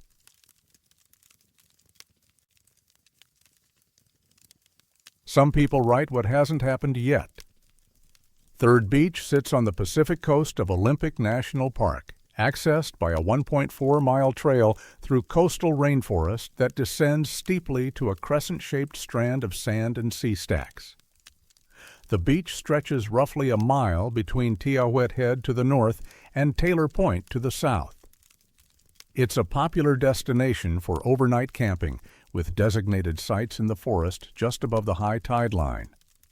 The area experiences significant weather variation: summer fog alternating with sudden clarity, winter storms that reshape the beach entirely. Driftwood accumulates in massive piles, some logs 40 feet long and 6 feet in diameter. Bleached gray by salt and sun. The beach has a reputation for lost items. Hikers frequently find abandoned gear, fishing floats from Japan, unexplained debris washed in from the Pacific. Most of it is ordinary. Some of it isn't. The Maka and Quileute peoples have historically used this coastline for fishing and seasonal camps, and oral traditions speak of the ocean as a place that gives and takes according to its own logic, not randomly, but according to patterns that humans don't always recognize. Early European explorers in the 1800s noted the difficulty of predicting tides and weather along this stretch of coast, where conditions could shift without the usual atmospheric warnings. On April 7, 2018, a Seattle-based photographer named Adrian Hollis discovered a journal while walking the beach at low tide. It was lodged between two pieces of driftwood near the northern end, approximately 300 yards from the designated camping area. The journal was a standard weatherproof field notebook, 5 inches by 7 inches, with a gray waterproof cover and wire binding. It appeared relatively new, no significant water damage, no bleaching from sun exposure. Hollis opened it, expecting blank pages or perhaps a few abandoned entries. Instead, she found 47 pages of dense handwriting, all in blue ink, all in English. She read the first entry and felt something shift in her understanding of what she was looking at. The entry was dated July 9, 2018, 3 months in the future.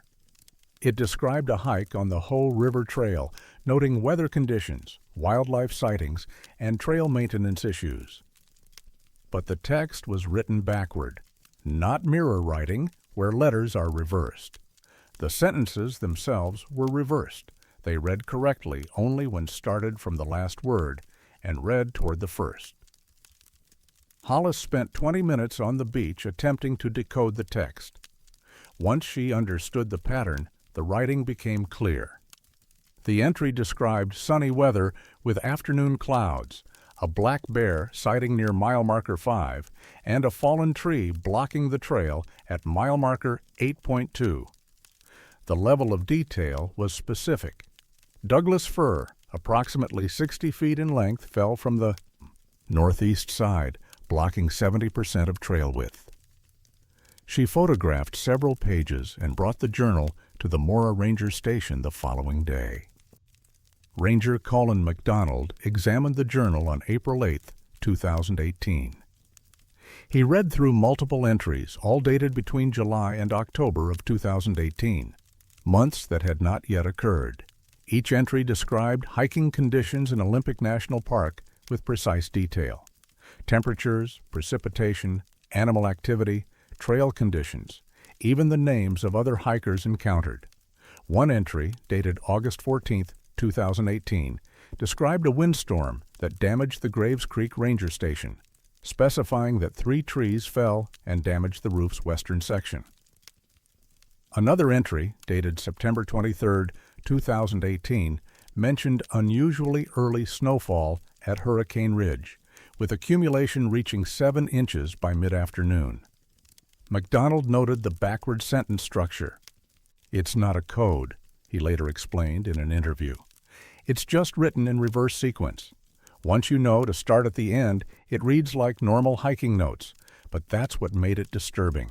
Why would someone write this way? It's not faster. It's not easier. It's deliberate." The handwriting was consistent throughout, neat, legible, slanting slightly to the right, despite the reversed text structure. The writer used complete sentences and proper grammar.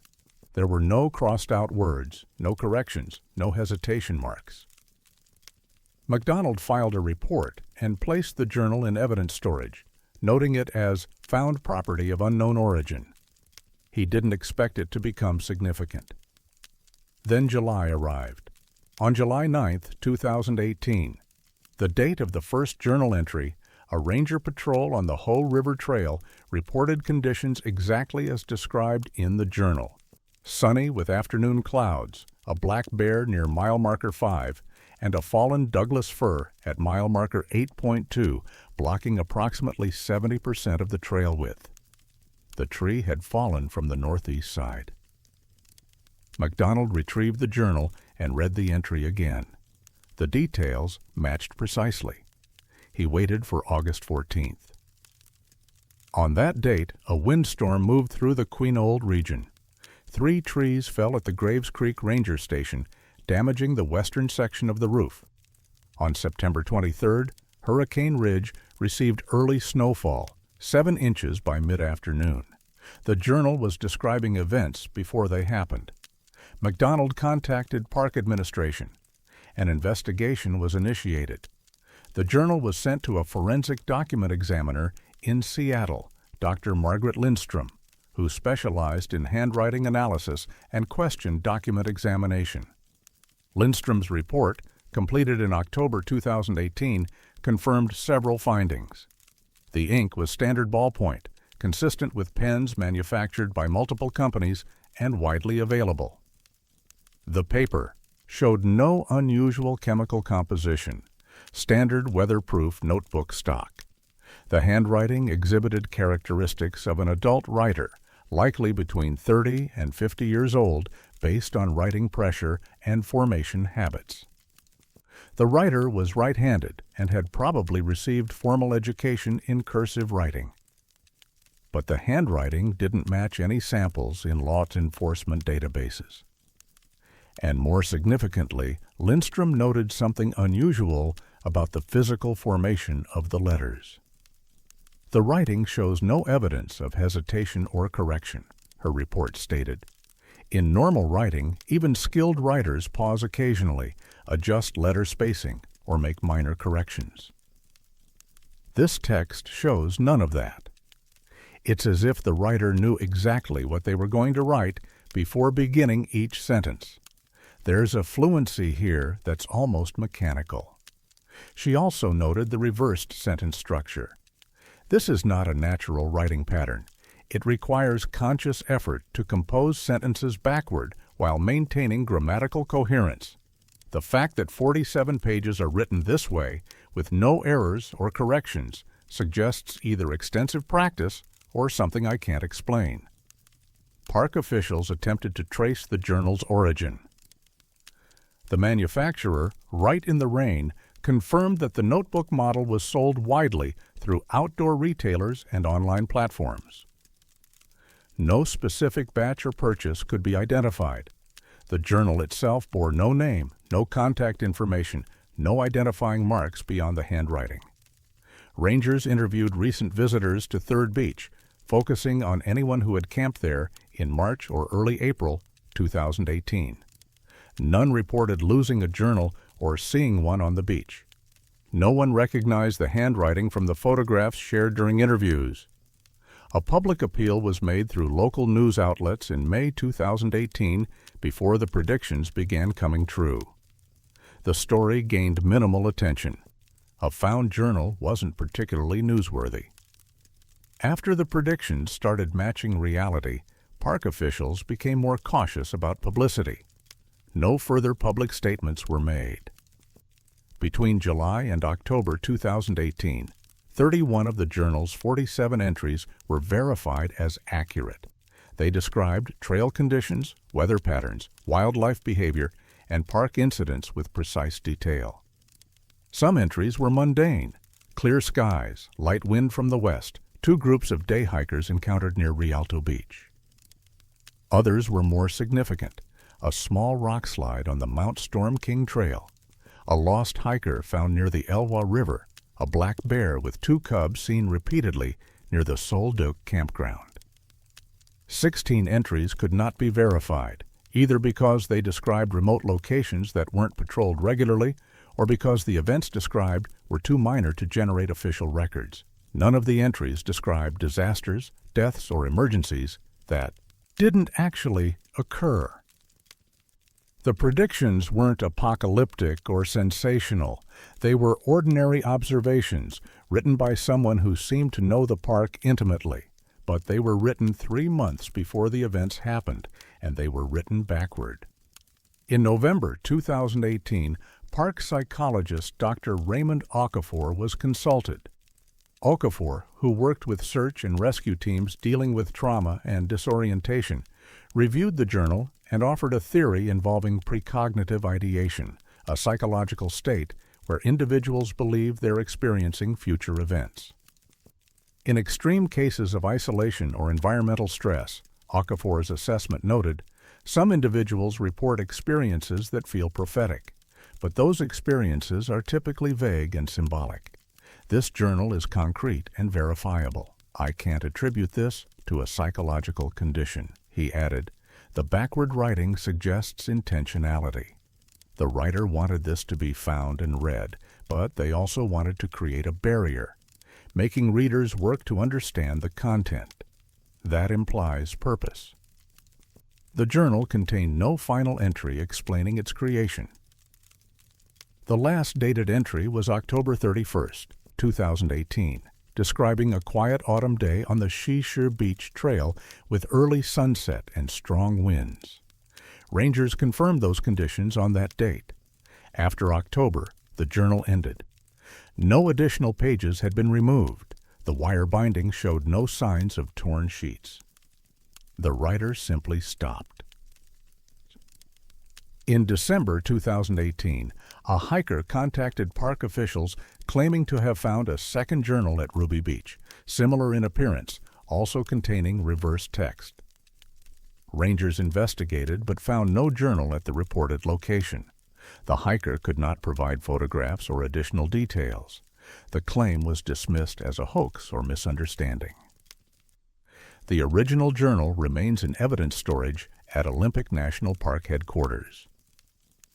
It has not been returned to anyone because no one has claimed it. Occasionally, researchers request access to examine it. Most requests are denied. Ranger McDonald, who retired in 2022, was asked in his exit interview if he had any theories about the journal. "I think someone knows the park well enough to predict its patterns," he said. "Weather, wildlife, trail conditions, if you spend enough time here, you start to see the rhythms. Maybe someone wrote down their predictions as a test. Maybe they got lucky." He paused before continuing. But that doesn't explain the backward writing, and it doesn't explain why they dated it exactly 3 months ahead. That's too specific to be arbitrary. When asked if he thought the journal would appear again, McDonald said, "I think it already has. Maybe not here. Maybe somewhere else." But someone who writes like that precisely, that deliberately, they're not finished. They're just waiting for the right time. The journal was written in blue ink, but one entry, dated October 13th, 2018, contains a single word written in black ink at the bottom of the page, separated from the main text. The word is written forward, not backward. It says, "Again."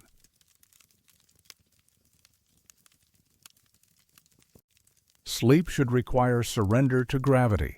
Mount Eleanor rises 5,944 feet above the eastern edge of Olympic National Forest, offering one of the most accessible summit views in the region. The mountain sits within the Mount Skokomish Wilderness, overlooking Hood Canal and the Cascade Range beyond. 2 trails lead to the summit, a shorter, steeper route from the upper trailhead and a longer approach from the lower trailhead, both converging roughly a mile from the top. The final ascent involves scrambling over granite outcrops and navigating loose scree. The summit itself is a relatively flat granite platform approximately 30 feet across, marked by a wooden register box where hikers sign in. On clear days, visibility extends for over 100 miles. The area experiences unpredictable weather. Summer sun can give way to sudden fog or wind strong enough to knock a person off balance. The trail system was established in the 1950s and has remained largely unchanged. Average annual visitation is estimated at 15,000 hikers, primarily between June and October. The mountain has seen its share of accidents: twisted ankles, mild altitude sickness, occasional hypothermia, when hikers are caught unprepared by weather changes, but until 2010, no unusual incidents had been documented. On August 17, 2010, 3 hikers ascending from the upper trailhead reached the summit around 2 in the afternoon. Tyler Reeves, Amanda Fujimoto, and Marcus Bellamy were co-workers from Tacoma on a day hike. According to their written statement, filed with Mason County Search and Rescue on August 19th, they found a woman standing alone near the summit register, facing west toward the Olympic Mountains. She was completely still. Her eyes were closed. Her arms hung relaxed at her sides. She appeared to be sleeping while standing upright. The hikers approached cautiously. Reeves called out to her. She didn't respond. He moved closer and spoke again, louder. No reaction. Fujimoto noticed the woman's chest rising and falling rhythmically. She was breathing normally, deeply, as someone would during restful sleep. They debated whether to wake her. Bellamy touched her shoulder gently. She didn't stir. He shook her slightly. Nothing. Her body remained rigid, balanced perfectly on both feet. The woman was dressed appropriately for hiking. Boots, moisture-wicking shirt, shorts, day pack still strapped to her shoulders. Her face showed no signs of distress. She looked peaceful. The three hikers waited, uncertain what to do. After roughly 10 minutes, the woman's eyes opened slowly. She blinked, looked around with obvious confusion, then focused on the people standing near her. "I'm sorry," she said. "Did I fall asleep?" Her name was Jennifer Vasquez, a 34-year-old nurse from Olympia. She told the hikers she had reached the summit alone about 20 minutes earlier, signed the register, and sat down to rest. She remembered closing her eyes briefly.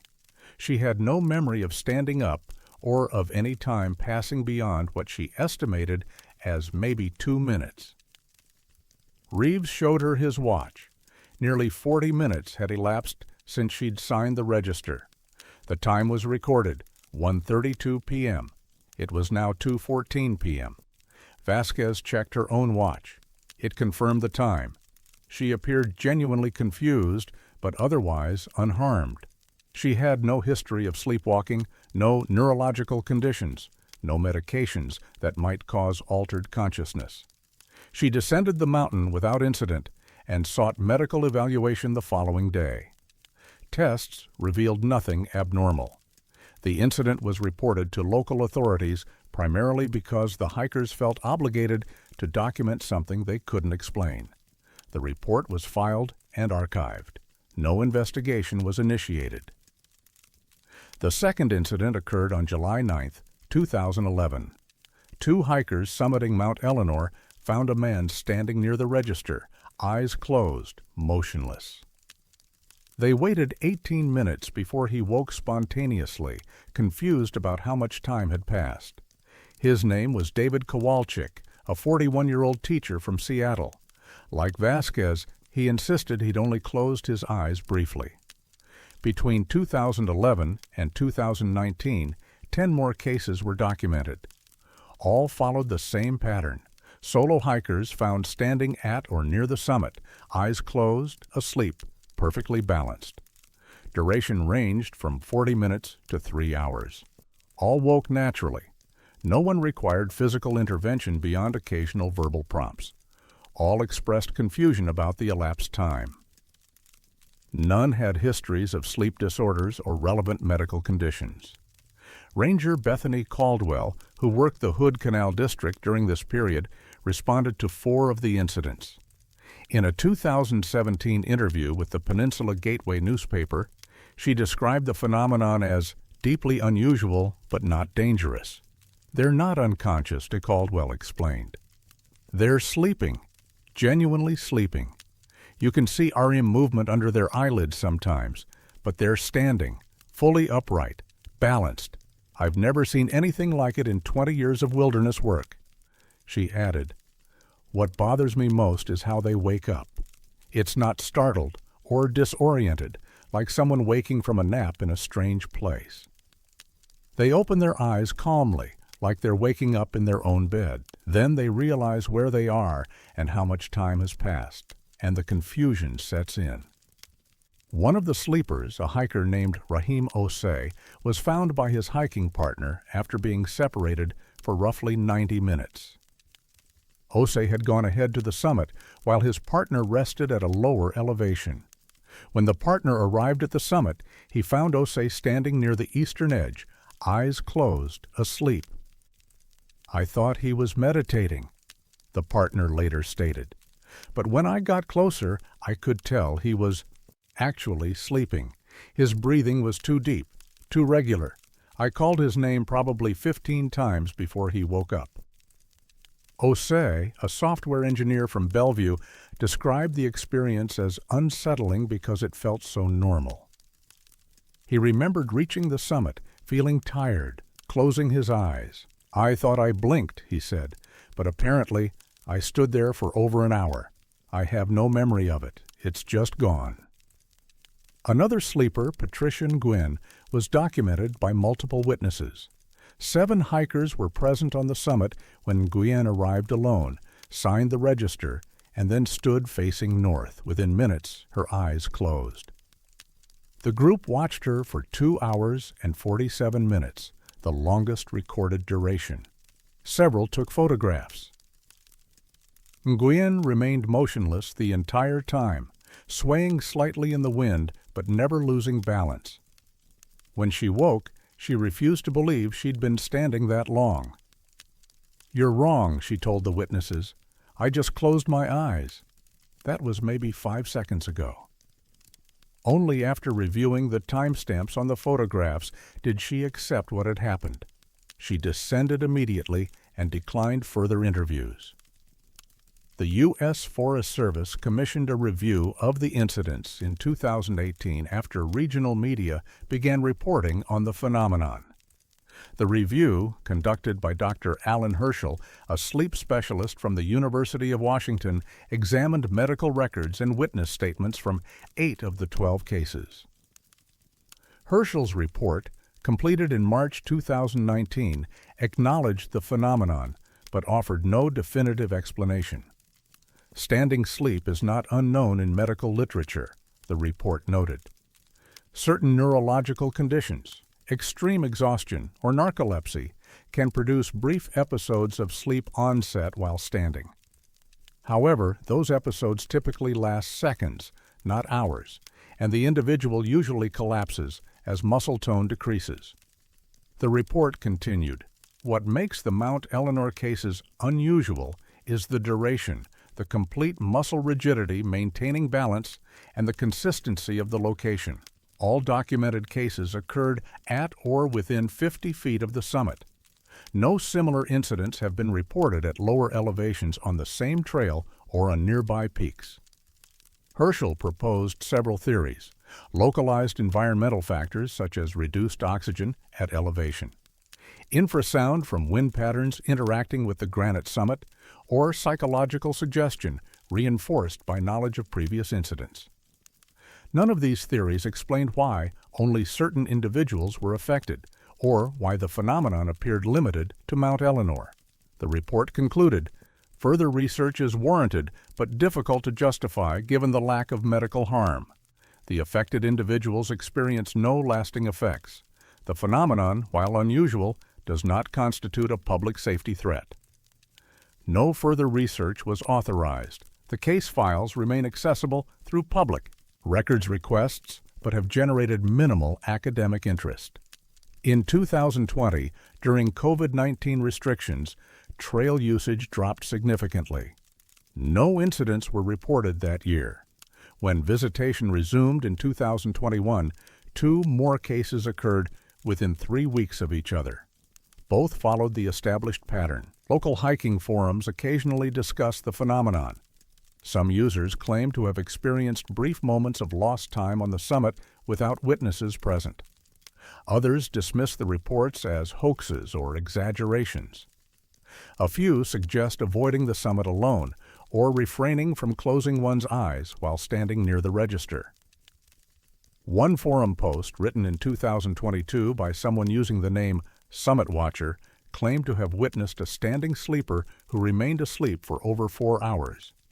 "We waited as long as we could," the post read, "but we had to descend before dark.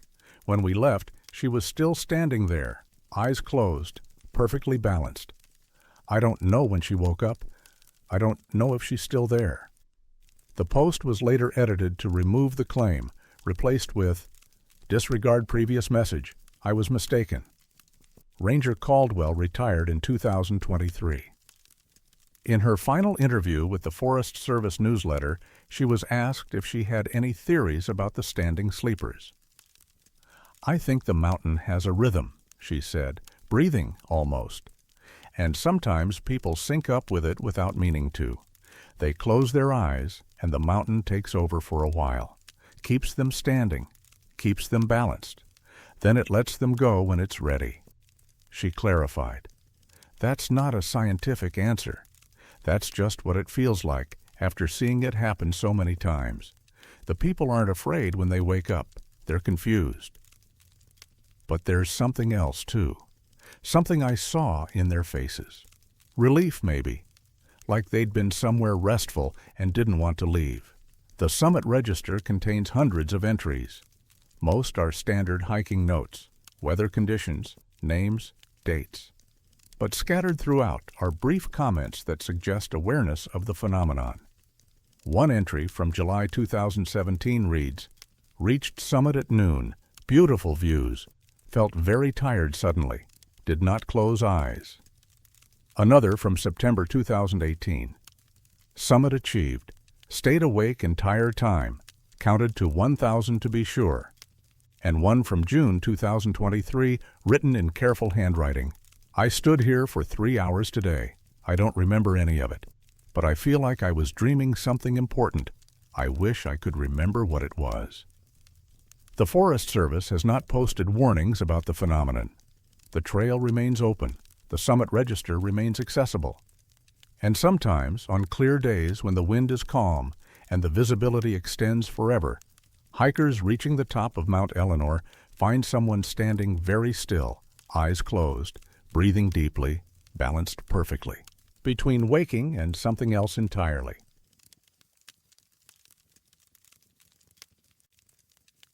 Some directions are chosen for us. The staircase area sits in the southeastern corner of Olympic National Park, named for a series of rapids where the North Fork Skokomish River descends through a narrow canyon in distinctive stepped formations. The region became accessible in the early 1920s when a road was pushed through from Lake Cushman, primarily to facilitate timber extraction, before the national park was established in 1938. The Staircase Ranger Station, built in 1951, serves as a trailhead for several routes into the interior wilderness. The North Fork Skokomish River Trail, which extends 16 miles to First Divide, the Wagon Wheel Lake Trail, and several shorter interpretive loops. The area receives moderate use, approximately 30,000 visitors annually, though most activity concentrates in summer months. Dense old-growth forest surrounds the developed area, with western red cedar and Douglas fir creating a canopy that blocks sunlight even at midday. The region has limited historical documentation. The Skokomish people traditionally used the river valley for seasonal fishing and travel routes, but the Staircase area specifically has minimal recorded presence in oral histories. Early Forest Service maps from the 1930s show the area largely unmapped beyond the river corridor. Surveyors noted difficult terrain and unreliable compass readings in field notes from 1934, though no formal investigation was conducted. On June 3, 2014, a trail maintenance crew began repairs on a deteriorated section of the Staircase Rapids Loop Trail, approximately 200 yards north of the ranger station. The work involved removing damaged boardwalk sections and excavating for new post footings. Crew supervisor Daniel Kowalski was operating a post hole digger when the auger struck metal at a depth of approximately 4 feet. The object was a compass, specifically a U.S. military lensatic compass, model M1950, manufactured sometime in the 1960s based on the serial number stamping. The compass was intact, still functional, despite decades of burial. The brass casing showed oxidation but no significant damage. When Kowalski examined it, he noticed the needle pointed northwest rather than north, even after he moved several yards away from the excavation site, assuming he'd found a lost item from an old military training exercise. Olympic National Forest had been used occasionally for land navigation training in the 1950s and 60s. Kowalski set the compass aside and continued work. Within 10 minutes, the auger struck metal again. Another compass, this time a Silver Ranger model from the 1970s. Then another. An older military compass, likely from the Korean War era. Then a civilian orienteering compass from the 1980s. By the end of the day, the crew had discovered 16 compasses buried at depths ranging from 3.8 feet to 4.2 feet. All were found within a roughly circular area approximately 40 feet in diameter. All were functional. All pointed northwest when held level. Kowalski documented the locations with GPS coordinates and reported the discovery to Chief Ranger Melissa Travers on June 4th. The compasses were collected, photographed, and cataloged. Initial assessment suggested they had been buried deliberately. The depth was too consistent and the spatial arrangement too regular to be coincidental. When plotted on a map, the 16 compass locations formed a nearly perfect hexagon, with sides measuring approximately 14 feet in length. The center of the hexagon corresponded to a point just off the existing trail, marked by no distinguishing features, no large trees, no rock formations, nothing that would explain why someone would choose that specific location. All 16 compasses, regardless of age or manufacturer, pointed in the same direction, 315 degrees or northwest. Standard magnetic declination for the region is approximately 16 degrees east, meaning compasses should point slightly east of true north. These compasses pointed 45 degrees west of north, an error of roughly 61 degrees. Travers contacted park historians to determine if the site had any documented significance. Research revealed nothing. No military training exercises were recorded in that specific location. No survey markers, no historical camps, no archaeological sites. The area had simply been forest for as long as records existed. A magnetometer survey was conducted on June 9, 2014, by a consulting geologist from the University of Washington, Dr. Philip Sorensen. The survey detected no significant magnetic anomalies in the soil, no buried metal objects beyond the compasses themselves, no unusual mineral concentrations, no geological features that would explain the compass deviation. The needles shouldn't be doing that, Sorensen stated in his preliminary report. Compass needles align with magnetic field lines. If all 16 compasses point northwest, there should be a magnetic source in that direction strong enough to override Earth's magnetic field. We found no such source.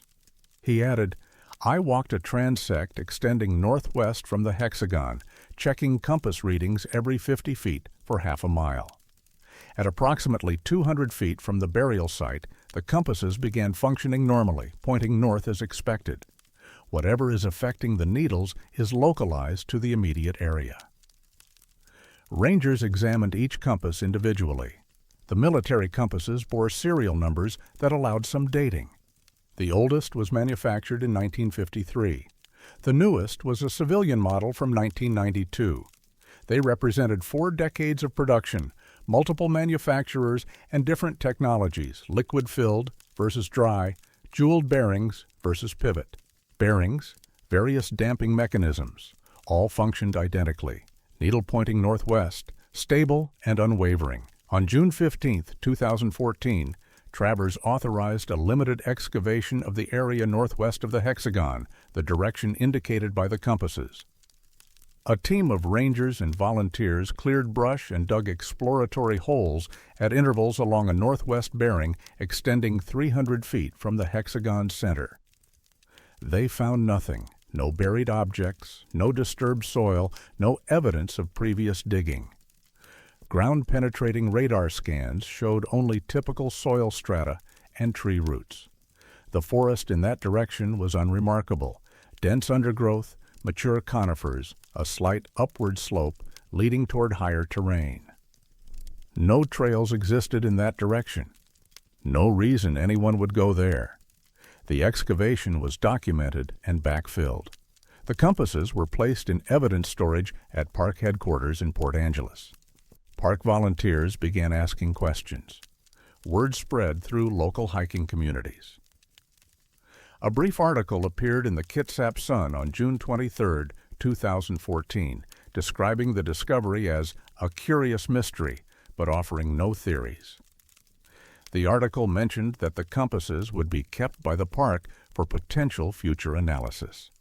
Within a week, 3 separate individuals contacted the park claiming to have buried compasses in the area decades earlier. All 3 stories were inconsistent and unsupported by evidence. 2 of the individuals couldn't accurately describe the location. The third claimed to have buried 5 or 6 compasses in the 1980s as part of a geocaching experiment, but couldn't explain why there were 16 or why they'd be arranged in a hexagon. In July 2014, a researcher from the Pacific Northwest Seismic Network, Dr. Yuki Matsumoto, visited the site after reading about the discovery. Matsumoto specialized in geomagnetic anomalies and their relationship to subsurface geological structures. She spent 2 days conducting measurements with sensitive magnetometers and reviewing historical seismic data for the region. Her informal assessment, shared with park staff but never officially published, noted localized field perturbation inconsistent with known geological sources. She suggested the phenomenon might be related to piezoelectric effects in subsurface rock structures, though she acknowledged this was speculative. "What interests me most," Matsumoto said in a recorded interview, "is the intentionality. Someone buried these compasses in a specific pattern, at a specific depth, over a period of at least 40 years. They must have known the compasses would point northwest. They must have known someone would eventually find them. But why? What were they marking?" She added, "I don't think this is about magnetism. I think the compasses are pointing at something we can't detect with our instruments, or something that isn't there anymore, or something that hasn't arrived yet." The Park Service did not pursue further investigation. The case was classified as historical curiosity and the file archived. No public statements were made beyond the initial newspaper article. Rangers were instructed to direct questions to park administration, which provided only minimal information. In August 2016, a hiker reported finding a compass buried near the Lake Cushman shoreline, approximately 6 miles south of the staircase area. The compass was recovered and examined. It was a modern recreational compass manufactured in 2009, and it pointed north normally. The discovery was deemed unrelated. In September 2018, during routine trail maintenance at Staircase, a crew member noticed that a handheld GPS unit was showing erratic readings near the original hexagon site. The unit would lose satellite lock intermittently, display incorrect elevations, and occasionally show the user's position as several hundred feet from their actual location. The phenomenon occurred only within a roughly 50-foot radius of the hexagon's center. A ranger tested multiple GPS units at the site. 3 of 5 units experienced similar malfunctions. Satellite reception was adequate, clear sky, no canopy obstruction, but position accuracy degraded significantly. The effect was reproducible but inconsistent. Some days, GPS units functioned normally. Other days, they failed completely. No official report was filed. Rangers began informally advising hikers that GPS reliability near Staircase could be unreliable without elaborating on the cause. The 16 compasses remain in storage. Occasionally, researchers request access to examine them. Most requests are approved. The compasses continue to point northwest when tested, though the deviation has reportedly decreased slightly over time, now approximately 55 degrees rather than 61 degrees. Whether this represents a genuine change or measurement variability is unclear.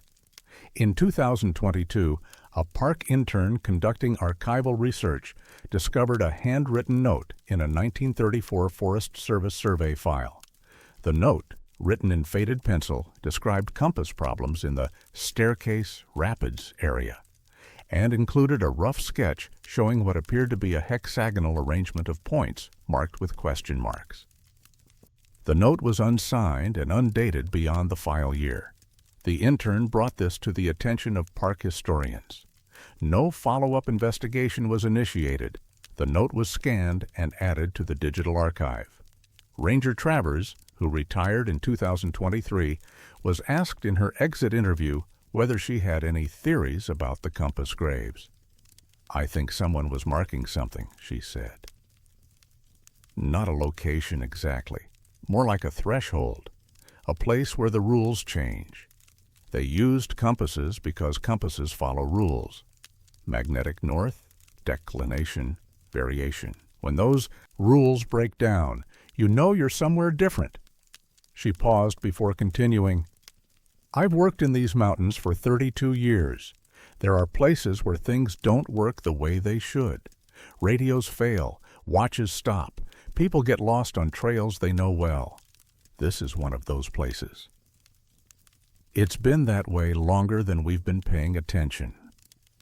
The hexagon site remains undisturbed. The trail passes within yards of its center. Thousands of hikers walk past it each year without knowing it's there. The forest has reclaimed the excavation sites. No markers indicate where the compasses were found, but sometimes, rangers report, hikers emerge from the Staircase Rapids Loop Trail carrying compasses that no longer point north. They assume the compasses are broken. The rangers take the compasses, test them, and confirm they function normally once the hikers have moved 100 yards away from the trailhead. No one has asked what happens if you follow the direction the compasses point. No one has walked northwest from the hexagon center for more than a quarter mile. The forest in that direction is dense, pathless, unremarkable, except that 16 people over 40 years thought it was worth marking, thought it was worth burying compasses 4 feet deep in a perfect hexagon, knowing they would point away from north, knowing someone would eventually find them, knowing perhaps that the finding was the point.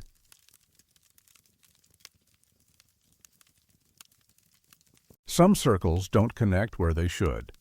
The Seven Lakes Basin sits in the high country of Olympic National Park's interior, accessible via the High Divide Trail from the Sol Duc River Valley. The basin contains a cluster of subalpine lakes: Lunch Lake, Lake Number 1 through Number 5, and several smaller unnamed tarns, scattered across a glacially carved plateau at elevations between 4,500 and 5,000 feet. The Loop Trail circumnavigates the basin in roughly 6 miles, passing through meadows of wildflowers in summer and offering views of Mount Olympus to the south. The area receives moderate use during peak season, approximately 2,000 hikers annually, but remains remote enough that encountering other parties is not guaranteed. Weather at elevation is notoriously unstable. Afternoon thunderstorms materialize with little warning, and fog can reduce visibility to less than 20 feet within minutes. The trail system was constructed in the 1960s by the Park Service and the Student Conservation Association, following routes established by early mountaineers and shepherds who grazed sheep in the high meadows before the national park was created in 1938. Historical topographic maps from the 1930s show inconsistencies in the basin's geography. Some features appearing on one map but not another, elevation contours that don't match between surveys.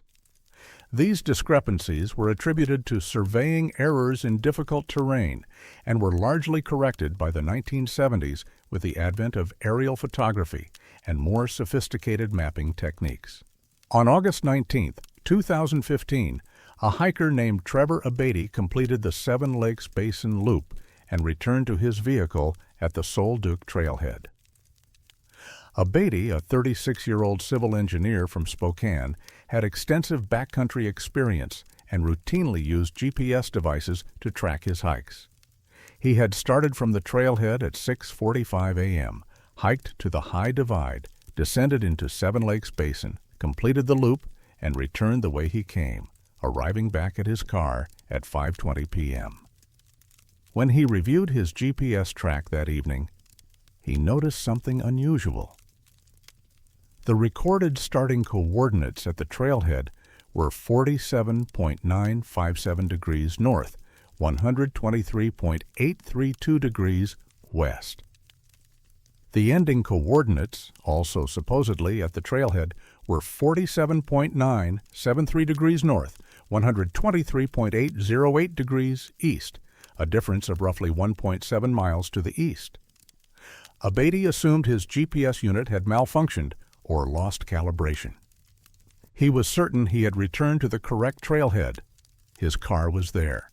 The trail register was where it should be. Everything appeared normal.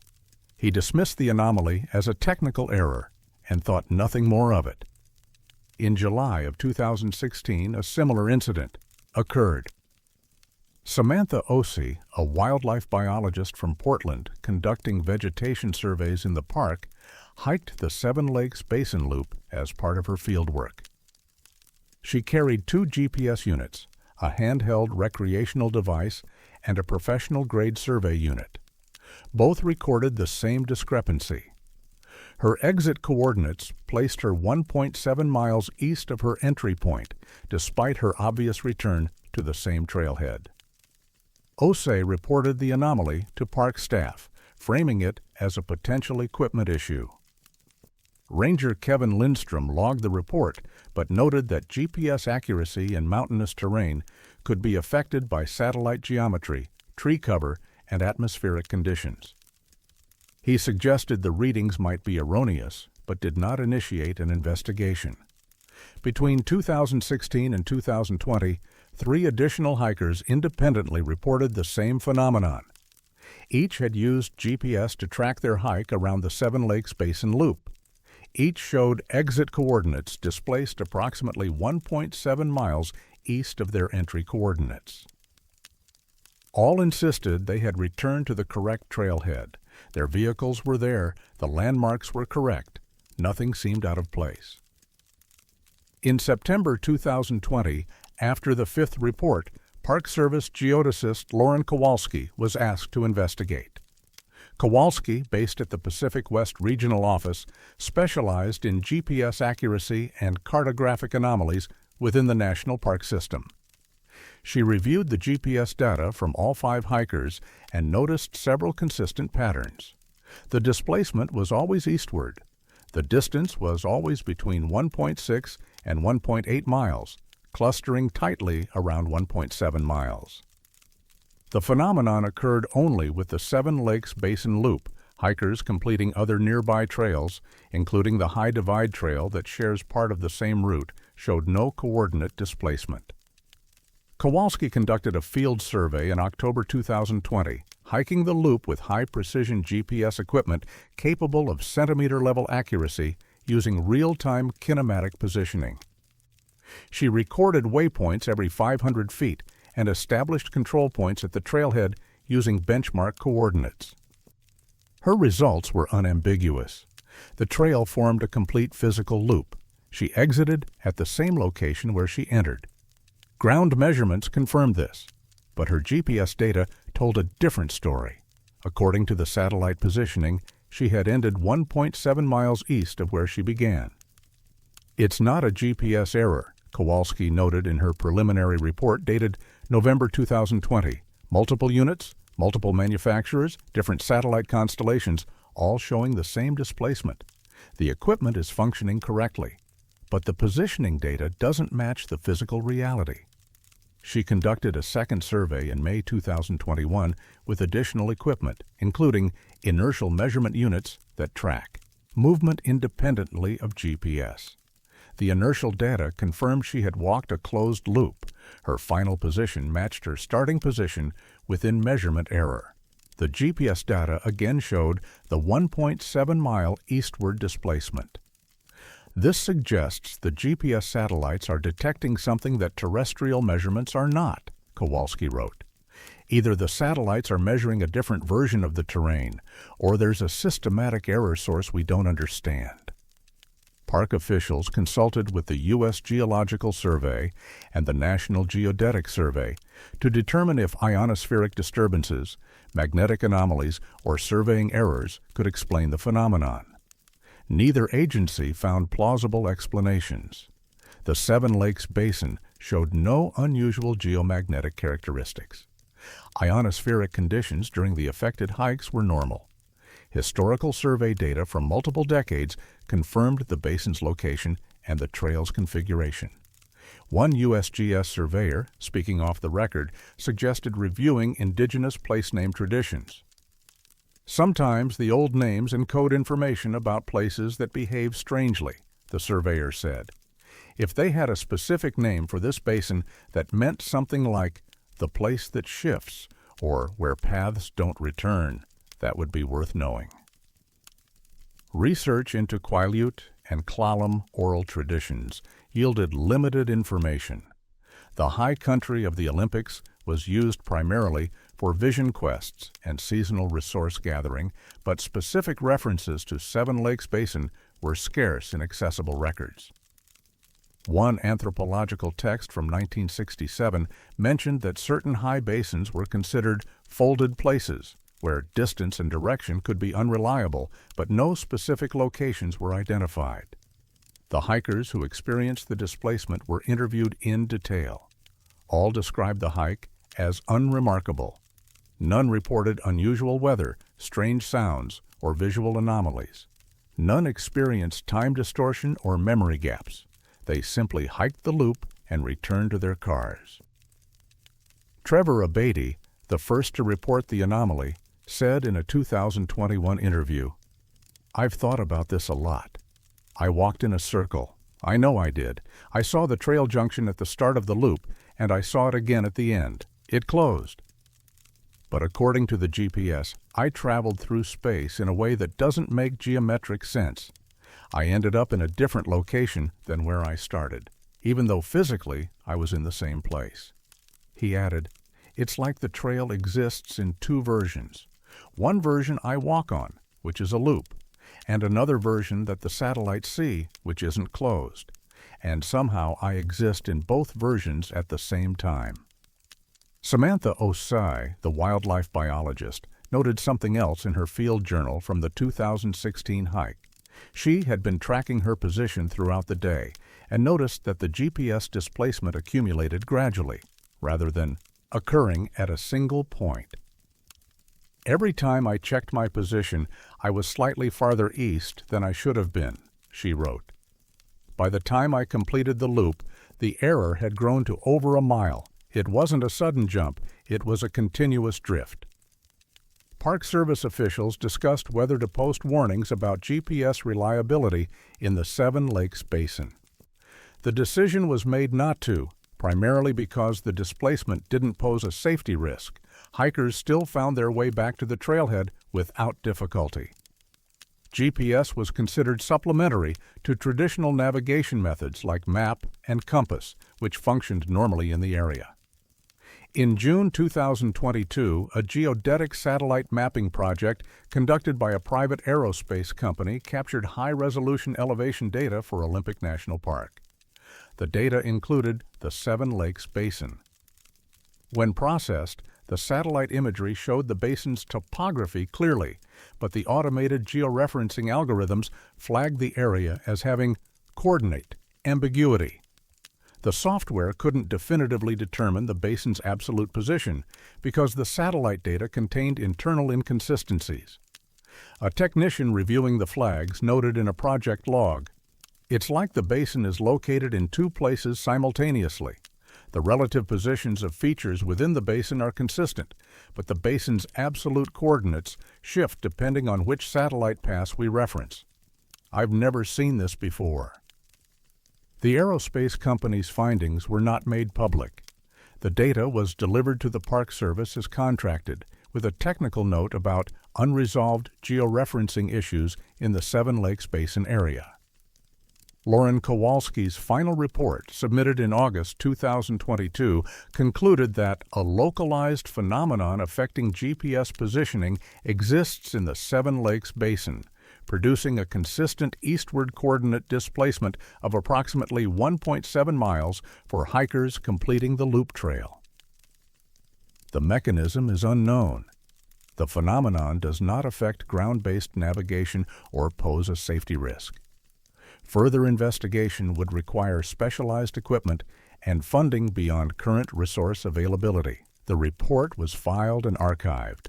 No additional investigation was authorized. Ranger Lindstrom, who initially logged Samantha Osai's report in 2016, retired in 2023. In an informal conversation before his departure, he mentioned that old-timers in the Port Angeles area sometimes referred to the Seven Lakes Basin as the place that wanders, though he'd never understood why until the GPS reports started coming in. "My grandfather guided hunters up there in the 30s, Lindstrom said. He told me once that you could never use the same landmarks twice in the basin because they'd be in different places. I thought he was exaggerating. Now I'm not sure." The trail remains open and well-maintained. The Park Service has not altered its cut, maps, or signage. Hikers continue to complete the Seven Lakes Basin Loop without incident, unaware that according to satellite positioning systems, they are ending their hikes in a location they never visited. Those who check their GPS tracks carefully still find the displacement. Some delete the data, assuming it's an error. Others keep the tracks as curiosities, digital evidence that somewhere between setting out and returning, they crossed a boundary that doesn't appear on any map. And every year, a few more GPS tracks accumulate in park databases, perfect loops on the ground, impossible trajectories in the data, proof that some circles close only when you're not looking too closely at where they end.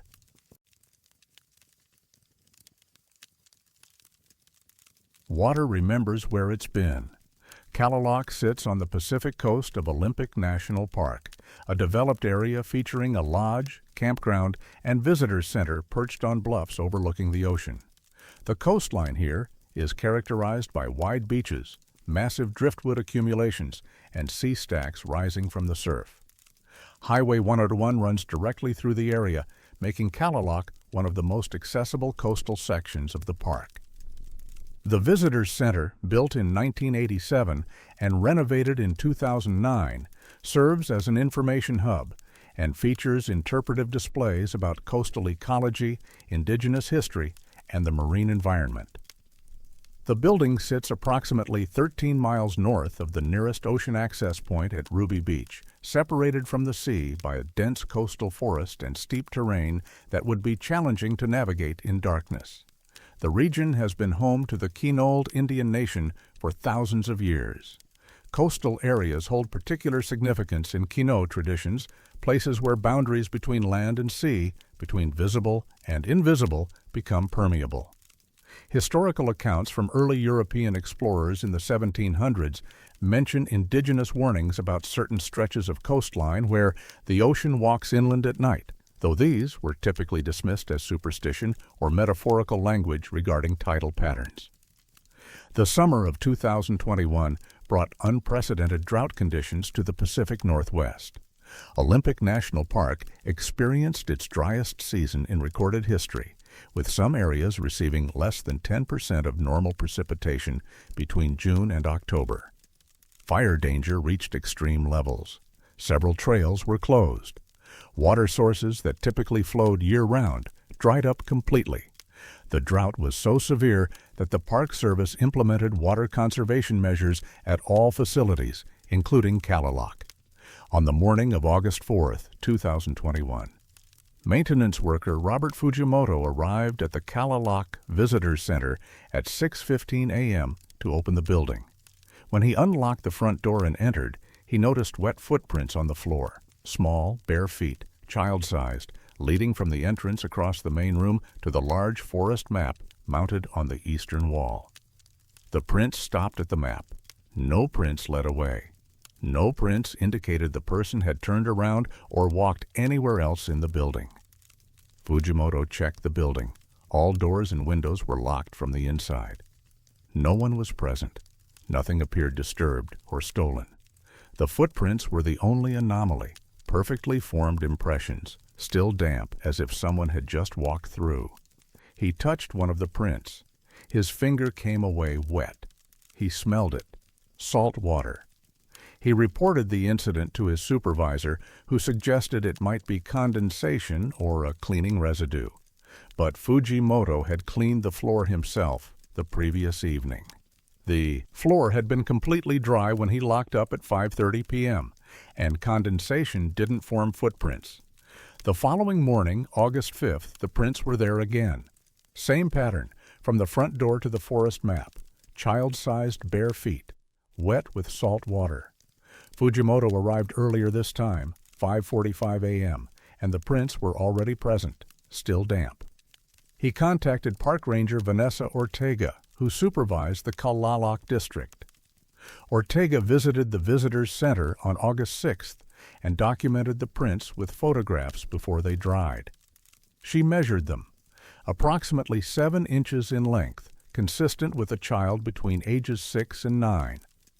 The prints showed clear impressions of toes, arch, and heel. The stride length suggested unhurried walking, not running. Ortega checked the building's security system. The Visitors Center was equipped with 2 cameras, one covering the front entrance exterior, one covering the parking lot. Both were motion-activated and recorded continuously during nighttime hours. She reviewed footage from August 4th and 5th. No one approached the building. No vehicles entered the parking lot.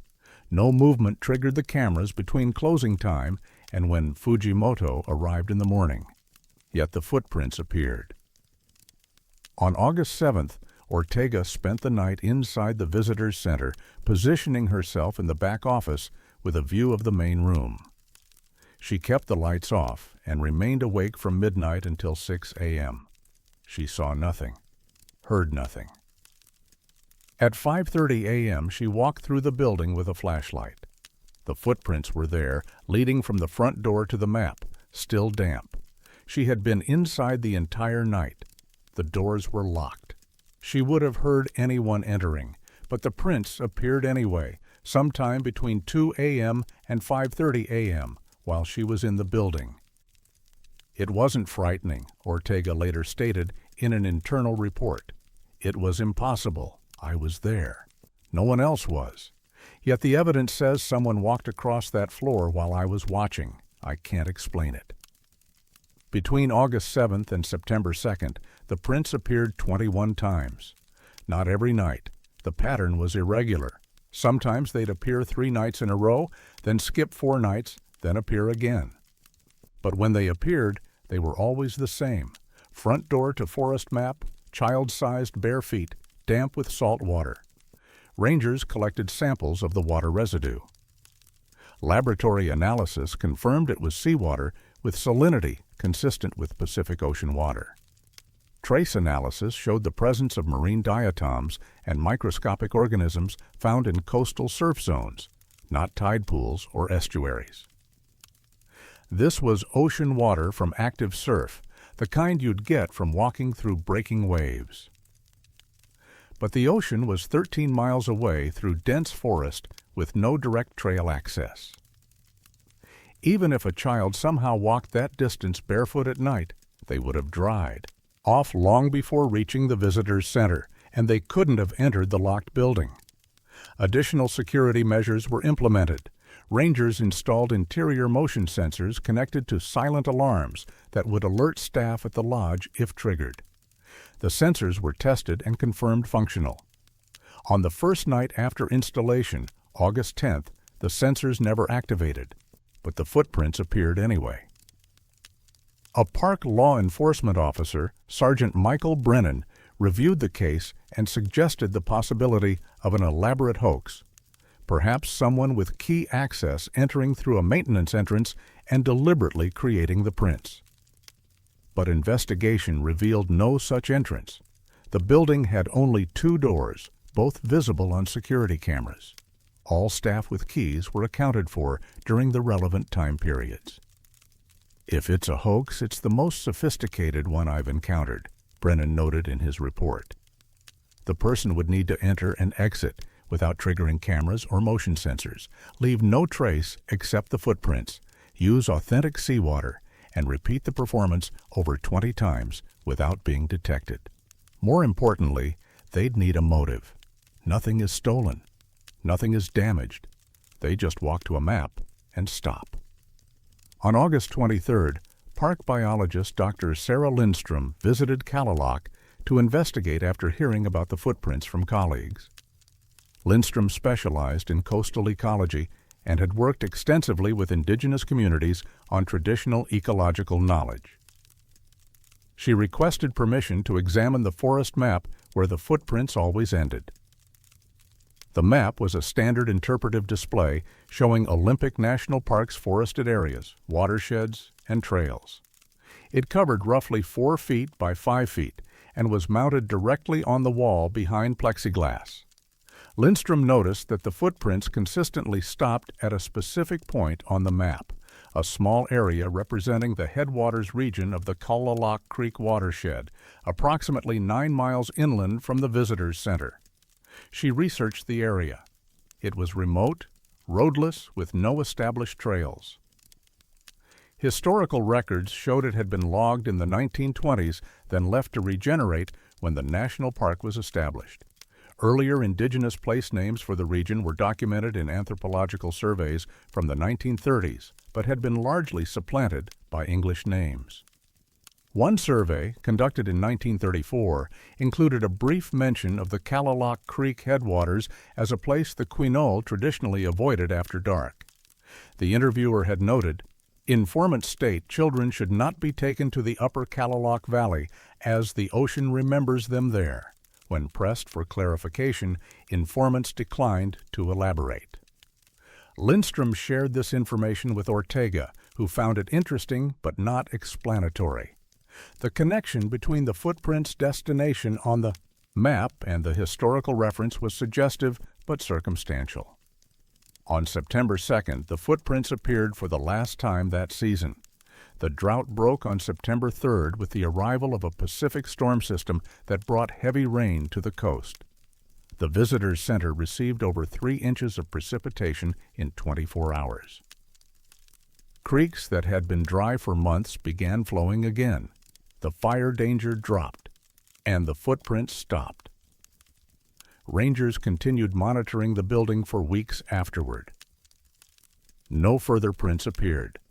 The case was documented in park incident reports, but received no media coverage. The Park Service declined to issue public statements categorizing the events as unexplained maintenance issues.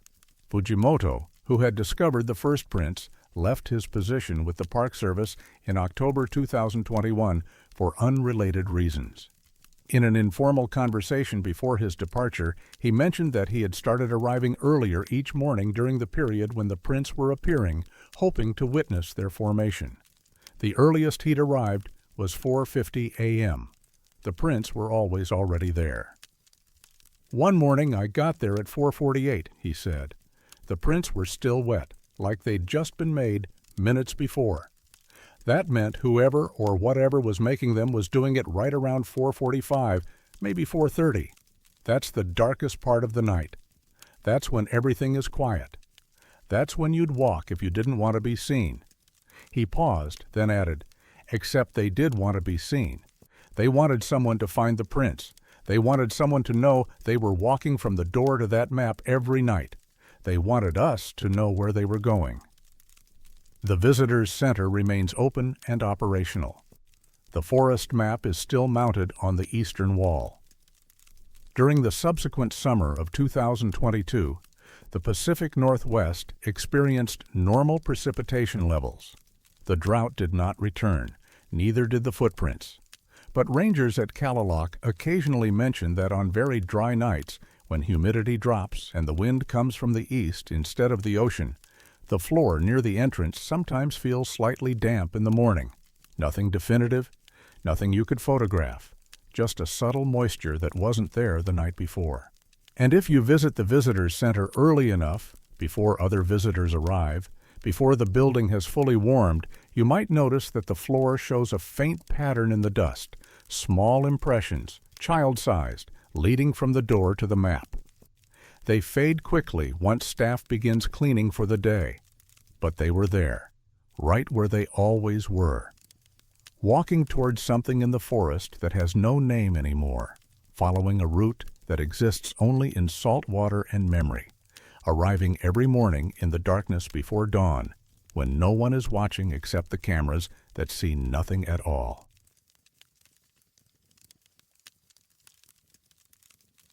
Four people disappeared at the same moment from places miles apart. Olympic National Park encompasses nearly 1 million acres of Pacific Northwest wilderness, stretching from temperate rainforests to alpine peaks to rugged coastline. The park's geography creates natural isolation. Areas separated by elevation, dense vegetation, and river systems that fragment the landscape into distinct zones. Communication between these zones is challenging even with modern technology. Radio signals are unreliable in valleys. Cell coverage is non-existent in most backcountry areas. The park receives approximately 3 million visitors annually, but the sheer size means that even during peak season, hikers can spend entire days without encountering another person. The park's diverse terrain has always complicated search and rescue operations. A missing person on the coast faces different challenges at ease than someone lost in the mountains or rainforest interior. Resources must be allocated carefully, and simultaneous incidents strain the system. Before 2016, the park had never experienced coordinated disappearances, cases where multiple people went missing at precisely the same time from different locations. There was no protocol for such an event because no one believed it was possible. On June 15, 2016, Olympic National Park was operating under normal summer conditions. Weather was clear across most of the region, partly cloudy, temperatures in the low 60s along the coast, mid-70s at lower elevations. 4 separate hikers, unknown to each other, were exploring different areas of the park. At 6:28 p.m., Ranger Dispatch at the Wilderness Information Center in Port Angeles received a radio call from Kimberly Vasquez, a 39-year-old photographer from Portland hiking alone at Ruby Beach. Vasquez reported seeing a figure standing motionless on the beach approximately 200 yards from her position. She described the figure as just standing there facing me, not moving at all. She said it made her uncomfortable and she was returning to the parking lot. At 6:29 p.m., Ranger Travis Holloway, stationed at the Lake Crescent area, received a radio call from Marcus Delgado, a 46-year-old teacher from Spokane hiking the Mary Mere Falls Trail. Delgado reported seeing someone standing on the trail ahead, blocking the path, watching him. He asked if other rangers were in the area. Holloway confirmed no park staff were on that trail. At 6:30 p.m., Ranger Dispatch received 2 additional calls within seconds of each other. The first came from Elise Brennan, a 27-year-old graduate student from Seattle, hiking at Rialto Beach. She reported seeing a person standing at the edge of the forest, motionless, staring in her direction. The second call came from Samuel Kowalski, a 52-year-old engineer from Tacoma, hiking the Elwha River Trail. He reported seeing someone standing in the middle of the trail ahead, not responding to his calls. All 4 callers described the figures in similar terms, standing perfectly still, positioned to be clearly visible, watching. All 4 callers expressed discomfort rather than fear. All 4 stated they were returning to their vehicles or seeking ranger assistance. Communication with all 4 hikers ceased within the next 60 minutes. Attempts to raise them on radio went unanswered. When rangers reached the locations, Ruby Beach at 7:45 p.m., Mere Falls at 8:10 p.m., Rialto Beach at 8:30 p.m., and the Elwha River Trail at 9:15 p.m., none of the hikers were found. Their vehicles remained in parking lots. No signs of struggle or disturbance were evident at any location. Search and rescue operations were initiated immediately for all 4 individuals. The coordination required was unprecedented. 4 simultaneous searches across widely separated areas. Resources were stretched thin. Volunteer teams were mobilized. Search dogs were deployed at each location. The searches continued through the night and into the following day. No traces were found. No footprints leading off established trails. No abandoned gear. No blood, clothing, or personal items. The 4 hikers had simply vanished after reporting the standing figures. At 2:15 p.m. on June 17th, 47 hours after the disappearances, park maintenance worker Daniel Fujimoto was conducting routine checks at the Hurricane Hill Trailhead, a location unrelated to any of the 4 original incident sites. He found Kimberly Vasquez sitting on a bench near the parking lot, looking confused and disoriented. Within the next 3 hours, the other 3 hikers were found at different trailheads. Marcus Delgado at the Graves Creek Trailhead, Elise Brennan at the Deer Park Trailhead, and Samuel Kowalski at the Dos Wallops Trailhead. None of these locations corresponded to where they had disappeared. The trailheads were scattered across the park, some over 50 miles from the original incident sites. All 4 were physically unharmed, but deeply confused. None had memory of the previous 47 hours. Medical evaluations at Olympic Medical Center showed no signs of head trauma, drug exposure, or dehydration. Neurological scans were normal. The hikers simply had no recollection of where they had been or how they had traveled to the locations where they were found. During the medical examinations, a nurse noticed something consistent across all 4 individuals. Each had 3 parallel scratches on their left ankle, just above the ankle bone. The scratches were superficial, recently formed, likely within the past 24 hours, and remarkably similar in appearance. Each set consisted of 3 lines approximately 2 inches long, evenly spaced, as if made by something with 3 points or claws. The hikers had no memory of receiving the scratches. They hadn't noticed them before the nurse pointed them out. Park investigators interviewed each hiker separately. Their accounts of the moments before disappearance were consistent. They had seen a figure standing still, watching them. They had felt uncomfortable. They had radioed for assistance or reported their intention to leave. Then, nothing. A blank space where 47 hours should have been. Kimberly Vasquez described the figure she saw as shaped like a person but wrong somehow. She couldn't specify what made it wrong, only that looking at it had created a feeling like static in my head.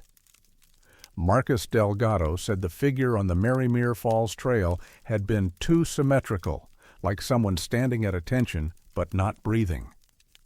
Elise Brennan remembered feeling certain the figure at Rialto Beach was waiting for me specifically. Samuel Kowalski said the figure on the El Hua Trail had been in exactly the wrong place, like it knew where I would be looking. None of them remembered the figure moving or speaking, just standing, watching. The FBI was consulted due to the possibility of coordinated abduction. Special Agent Patricia Lindstrom reviewed the case and noted several anomalies that suggested the incident fell outside typical criminal patterns. The hikers were different ages, genders, backgrounds, and had no connections to each other. They were taken from locations that would require intimate knowledge of the park and timing precise to the minute. They were held for nearly 2 days, yet showed no signs of restraint, confinement, or physical assault, and they were returned to locations that would require significant effort to access, some requiring hours of hiking from the nearest road. If this was an abduction, it required resources and coordination beyond anything we typically encounter, Lindstrom stated in her report. Multiple perpetrators, intimate knowledge of park geography, the ability to move 4 people across vast distances without being seen, and the ability to erase their memories of the event. It's possible, but implausibly complex. The simpler explanation would be that all four individuals experienced some form of spontaneous fugue state, but that doesn't explain the synchronization or the identical scratches. The Park Service conducted its own investigation, led by Chief Ranger Melissa Travers. Ground searches of the areas where the figures had been reported found nothing unusual. Interviews with other park visitors that day yielded no additional sightings of standing figures or suspicious individuals. Analysis of weather data, seismic activity, and atmospheric conditions revealed nothing anomalous on June 15th. Travers authorized a review of historical incident reports to determine if similar events had occurred previously. The search uncovered 3 incidents over the past 2 decades where hikers had reported seeing motionless figures watching them, though none of those cases involved disappearances. All 3 were filed under suspicious person reports and had generated no follow-up beyond increased ranger patrols. One report from 2004 was particularly detailed. A hiker on the High Divide Trail had reported seeing a person standing on a distant ridge, not moving, for over 20 minutes. The hiker had watched through binoculars and described the figure as wrong proportions, like someone stretched vertically. By the time the hiker reached the ridge, no one was there. That hiker had also developed 3 scratches on their left ankle within days of the sighting, though they attributed them to brush contact. The case attracted brief regional media attention in late June 2016, primarily framed as a mysterious disappearance with happy-ending story. The lack of resolution or clear explanation limited sustained coverage. The 4 hikers declined most interview requests and returned to their lives. Kimberly Vasquez later told a reporter from the Seattle Times that she felt displaced after the incident. "I know I was somewhere for 2 days," she said. "My body was doing things, moving through space, but I have no access to those memories. It's like they were taken from me. Not erased, taken." The Park Service issued no public warnings or advisories. Internally, rangers were instructed to document any reports of motionless figures or individuals standing in unusual locations, but no special protocols were established. The case file was marked as resolved, individuals located, and archived. In August 2017, 14 months after the incident, a park volunteer conducting trail maintenance on the High Divide Trail near where the 2004 sighting had occurred found 4 small items buried in a shallow depression just off the trail: a lens cap from a camera, a keychain with the initials KV, a plastic hotel room card from a Spokane hotel, and a laminated student ID from the University of Washington. The items belonged to the 4 hikers who had disappeared in June 2016. Vasquez confirmed the lens cap and keychain were hers. Delgado identified the hotel card. He had stayed at that hotel 2 weeks before his hiking trip. Brennan recognized the student ID as one she had lost months before the disappearance. None of them could explain how the items had ended up buried together in a location none of them had visited. The Park Service retrieved the items and returned them to their owners. No investigation was conducted to determine who had buried them or why. The discovery was documented in an incident report and filed with the original case. The 4 hikers have never returned to Olympic National Park. They remain in contact with each other, an informal support group connected by an experience they can't remember but can't escape. Occasionally, one of them will mention in emails or calls that they've seen someone standing still, watching, in everyday locations, parking lots, grocery stores, office buildings. Always, at a distance, always motionless, always gone when they look again. And sometimes, late at night, they'll wake up with the feeling that they've been walking for hours through a forest they don't recognize, following someone they can't quite see, towards something that's waiting patiently for them to remember where they're supposed to be going. The scratches on their ankles faded within weeks, but on certain days, days with particular qualities of light or atmospheric pressure, they itch again, 3 parallel lines reminding them that somewhere in Olympic National Park, during 47 hours they'll never recall, they learned something they were never meant to know.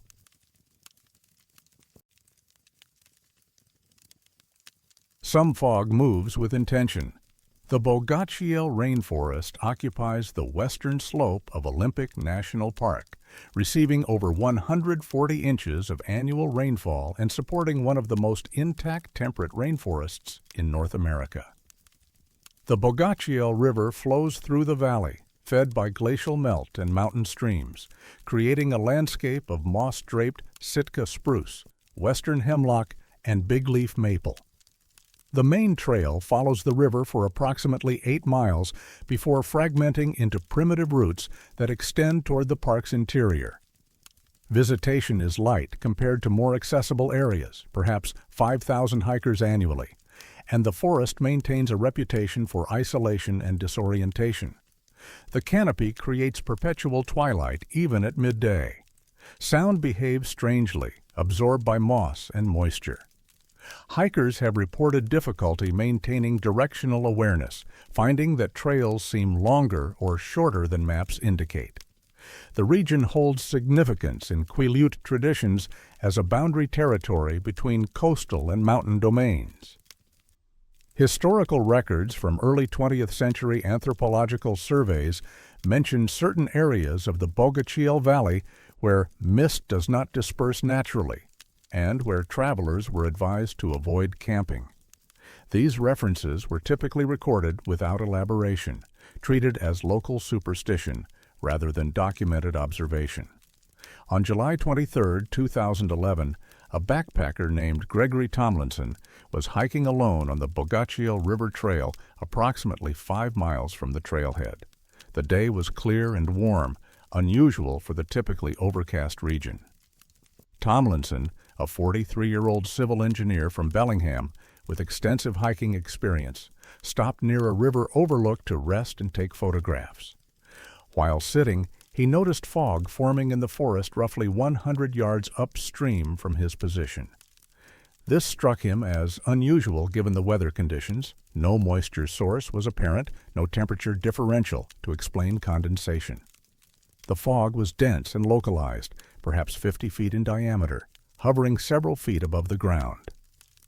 It moved slowly downstream, parallel to the river, but not following the water's course exactly. More significantly, it moved against the prevailing wind direction. Tomlinson watched for approximately 10 minutes as the fog approached his position. He described it in a trip report posted to a hiking forum as moving like it had destination in mind, not drifting randomly the way fog normally does. The fog passed within 20 feet of where he sat, close enough that he could smell the moisture, an odor he described as mineral-rich, like creek water, but with something else underneath, something organic and old. The fog continued downstream and eventually dissipated in a wider section of the river valley. Tomlinson thought the encounter was unusual, but attributed it to microclimatic conditions he didn't understand. He continued his hike without incident. 3 days later, he began experiencing vivid dreams. Always the same dream: a small cabin in a forest clearing constructed from split cedar with a moss-covered roof, a single window showing dim interior light, smoke rising from a stone chimney. The cabin felt familiar in the dream, as if he'd been there before or should know where it was. The dreams occurred nightly for 2 weeks, then gradually decreased in frequency, but never completely stopped. Tomlinson's forum post, published in August 2011, attracted little attention until summer 2012, when another hiker, Vanessa Sorensen, responded with her own experience. Sorensen had encountered similar fog on the Bogachiel River Trail in August 2012, approximately 4 miles from the trailhead. She described the fog as moving deliberately against wind direction, passing near her position before continuing upstream. Within days, she began experiencing the same recurring dream. A cedar cabin in a clearing, window light, chimney smoke. Identical in every detail to Tomlinson's description. By 2014, 6 additional hikers had reported similar encounters on various hiking forums and social media. All described localized fog appearing in summer months, moving against prevailing wind, pausing near their location as if observing them. All subsequently experienced the recurring cabin dream.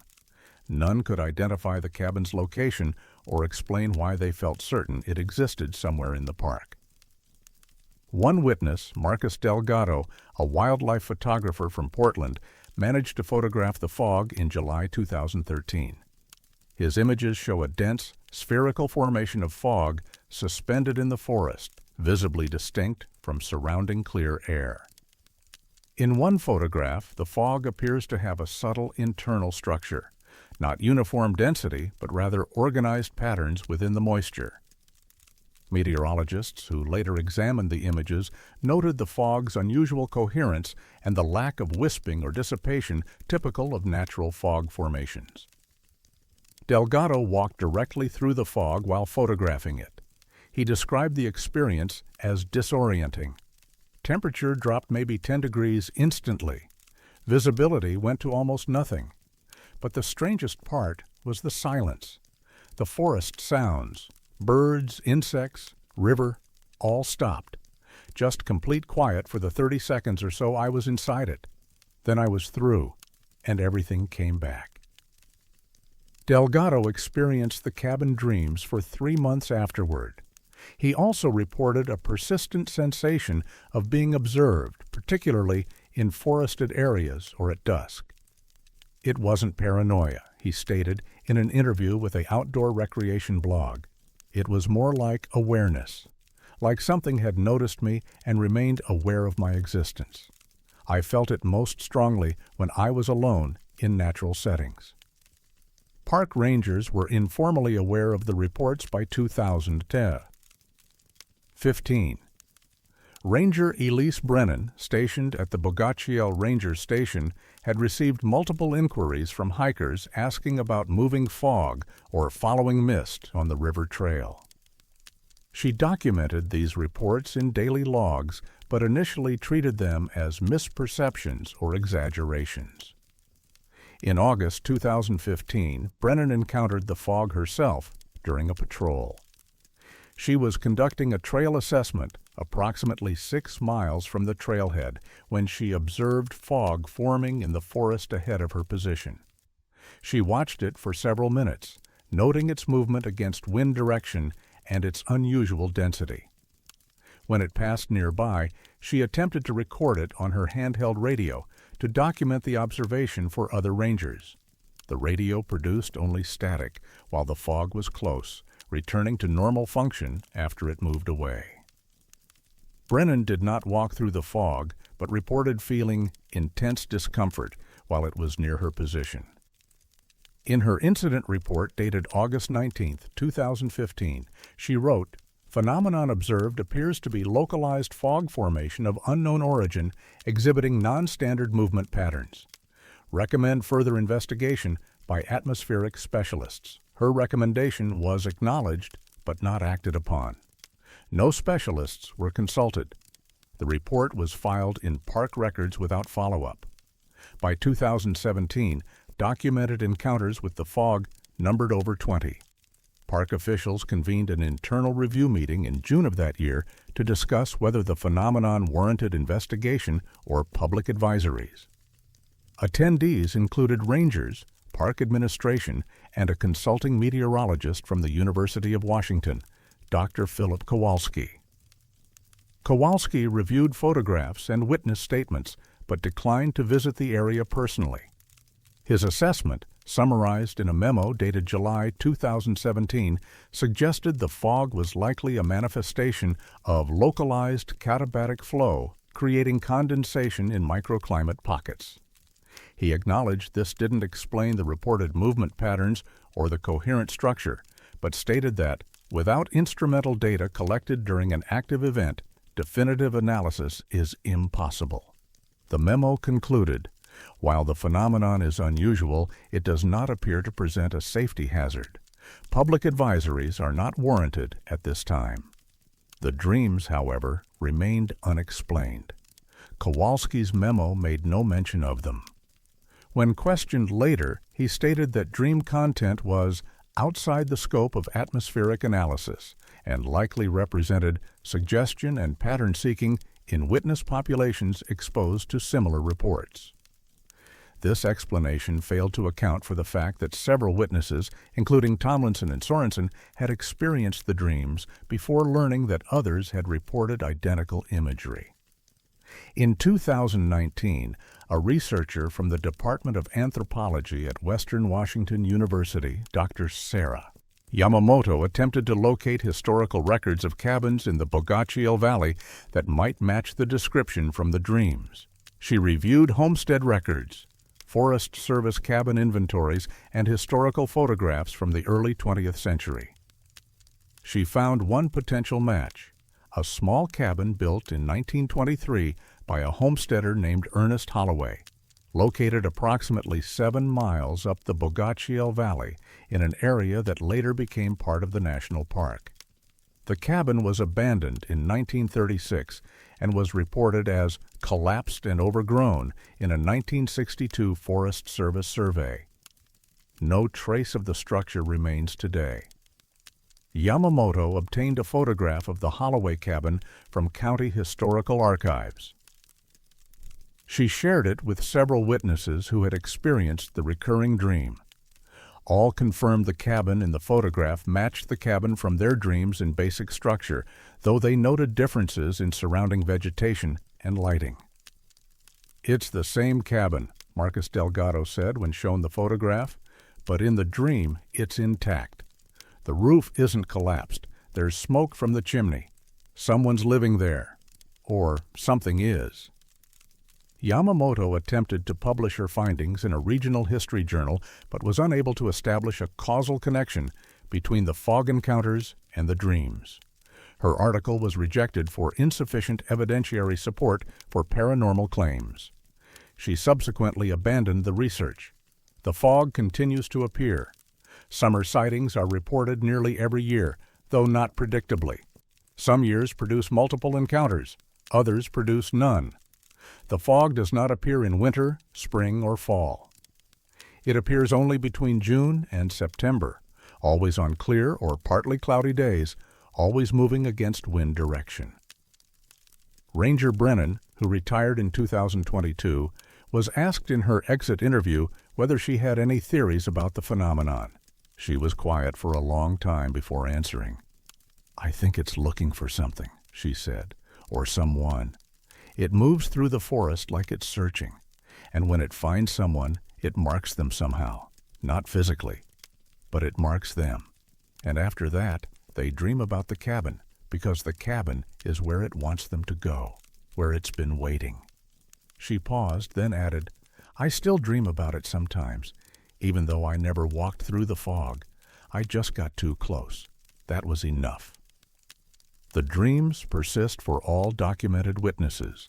Some report they've decreased in frequency over time. Others say they've intensified. None have stopped completely. And occasionally, hikers on the Bogachiel River Trail report finding the fog waiting on the trail ahead of them, perfectly still, as if it knew they were coming. They describe walking through it because turning back seems wrong somehow, seems like refusing an invitation that's been extended specifically to them. After, they walk faster than they intended, looking over their shoulders, feeling the weight of attention that doesn't fade with distance. And that night, they begin dreaming of the cabin with smoke rising from its chimney, light in the window, the door slightly open, as if someone has just gone inside and left it ajar for whoever might be following. The door is always ajar. That's how they know the dream isn't finished. That's how they know the fog is still watching, still waiting, still following them through forests they'll never visit, toward a cabin that collapsed decades ago but continues to exist somewhere the maps don't show.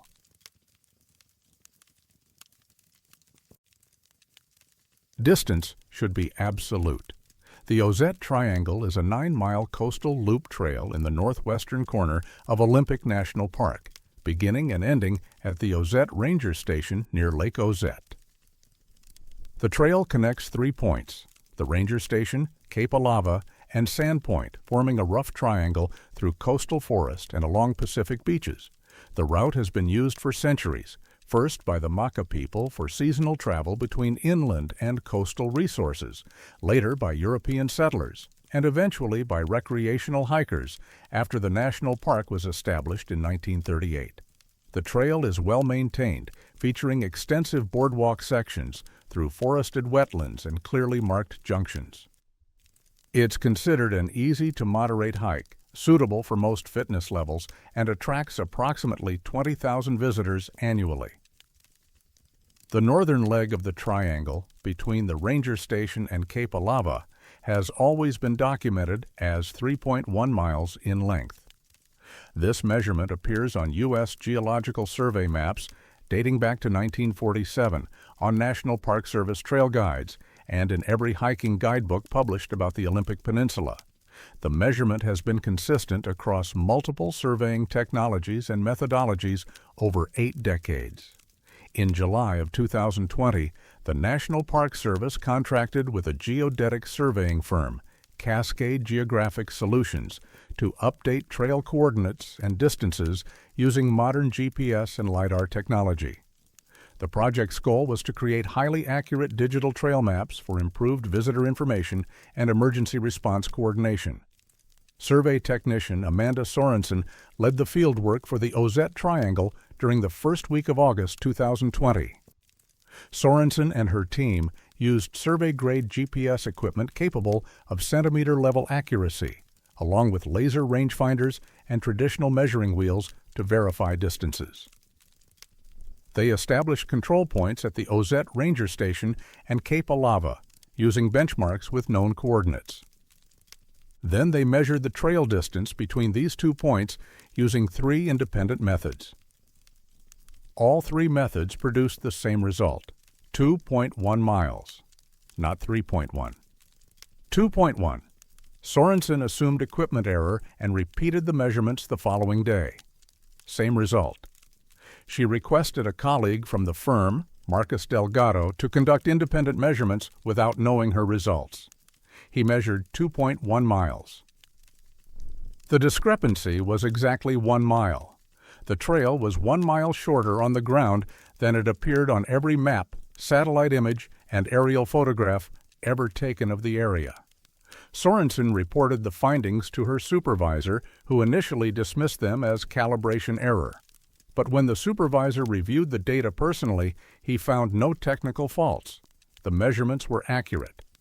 The trail between the Ozette Ranger Station and Cape Alava was, by ground measurement, 2.1 miles long. Yet satellite imagery, both historical and contemporary, showed 3.1 miles. Aerial photographs from the 1960s, 70s, 80s, and subsequent decades all showed the same distance. USGS topographic maps from multiple survey periods all indicated 3.1 miles. The visual evidence from above was unanimous and consistent across time. The trail was 3.1 miles long, but walking it with measuring equipment proved otherwise. Cascade Geographic Solutions submitted their findings to the Park Service in September 2020 with a recommendation for further investigation. The report noted, "We have confirmed ground distance of 2.1 miles between established waypoints using multiple measurement methods and equipment sets." This measurement conflicts with all historical cartographic records and current satellite imagery. The discrepancy requires explanation before new trail maps can be published. Park Service cartographer Vincent Holloway reviewed the survey data and cross-referenced it with historical records. He found that the 3.1-mile measurement had first appeared on a USGS survey map from 1947. Earlier maps from the 1920s and 30s showed less precise measurements but generally indicated approximately 3 miles for that trail section. Holloway accessed the original 1947 survey field notes from the National Archives. The surveyors had used traditional chain measurement, physically measuring the distance with calibrated chains. Their recorded measurement, 3.1 miles. The notes included no indication of unusual conditions or measurement difficulties. Holloway then reviewed satellite imagery from multiple sources: commercial providers, government archives, and academic institutions. All showed the trail covering approximately 3.1 miles based on coordinate analysis. He conducted his own coordinate calculations using the known positions of the Ranger Station and Cape Alava. The straight-line distance between them was approximately 1.8 miles. A trail following the terrain with normal curves and elevation changes would reasonably extend to 2.1 or 2.2 miles, matching the ground measurements. To reach 3.1 miles, the trail would need to follow a significantly more circuitous route. But aerial imagery showed no such detour. The trail appeared to follow the direct route visible on the ground, with normal curves and one significant boardwalk section across wetlands.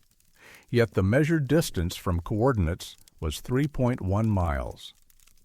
Holloway requested clarification from the surveying firm. Could they explain the discrepancy? Sorensen responded with additional data. Her team had hiked the trail multiple times, timing their progress and comparing it to GPS track logs. The time required to walk the section matched the 2.1-mile distance, approximately 45 to 50 minutes at normal hiking pace. But their GPS units recorded distances between 2.9 and 3.2 miles, despite the actual ground covered being measurably shorter. The GPS units are calculating distance based on coordinate displacement, Sorensen explained in an email. They're reporting how far we moved through coordinate space, not how far we walked through physical space. Those two numbers should be identical, but they're not. Park rangers stationed at Ozette were interviewed about hiker feedback regarding the trail. Ranger Bethany Kowalski noted that visitors occasionally mentioned the northern leg feeling longer than expected, or taking more time than the distance suggested. She had attributed this to difficult terrain or hiker fatigue, but upon reflection, she realized the comments were surprisingly common. "I've hiked that section dozens of times," Kowalski said in a recorded interview from November 2020. "It's never felt particularly long to me, but I know the trail well. What's interesting is that visitors who are experienced hikers, people who know their own pace and can estimate trail time accurately, they're the ones who seem most confused. They'll look at the map, see 3.1 miles, expect about an hour of walking, and then arrive at Cape Alava feeling like they walked for an hour, but also feeling like the distance wasn't as far as the map showed. It's hard to explain. They're not lost or confused about where they are. They just feel like something doesn't add up." A review of historical trail maintenance records revealed occasional notations that seemed relevant. A 1973 maintenance report mentioned, "Northern section requires more boardwalk materials than projected based on mapped distance." A 1989 report noted, "Actual trail length appears shorter than official measurement. Recommend field verification." No follow-up verification had been conducted. In January 2021, the Park Service authorized a formal investigation led by Pacific West Regional Office cartographer Dr. Eleanor Vasquez, who specialized in geographic information systems and spatial anomalies. Vasquez assembled a team that included surveyors, cartographers, and a consulting physicist from Oregon State University, Dr. Alan Brennan, who had published research on GPS accuracy in complex terrain. The team conducted fieldwork in March 2021 using multiple measurement methodologies: GPS, laser range finding, traditional surveying equipment, and even an old-fashioned measuring wheel. They also deployed drone-based photogrammetry to create detailed 3D models of the terrain. Their ground measurements consistently showed 2.1 miles. Their aerial measurements calculated from drone imagery and coordinate positions, consistently showed 3.1 miles. It's as if there are two versions of the same trail, Vasquez noted in her preliminary findings. One version exists in coordinate space, the abstract mathematical framework we use to describe positions on Earth. That version is 3.1 miles long. The other version exists in physical space, the actual dirt and boardwalk you walk on. That version is 2.1 miles long. Somehow, both versions are real. Dr. Brennan focused on GPS behavior in the area. He discovered that GPS units hiking the trail showed unusual patterns of position jumping, small discontinuities where the reported position would shift by several meters without corresponding physical movement. These jumps accumulated over the length of the trail, adding approximately 1 mile of phantom distance to recorded tracks. GPS relies on satellite signals and trilateration, Brennan explained in his section of the report. The signals are traveling through space-time following geodesic paths. If there's a localized distortion in the geometry of space, something affecting how distances are measured, GPS would reflect that distortion while physical measurements would not. But I have no mechanism to propose for what could cause such a distortion. It's theoretically possible under general relativity, but it would require conditions we don't observe anywhere on Earth.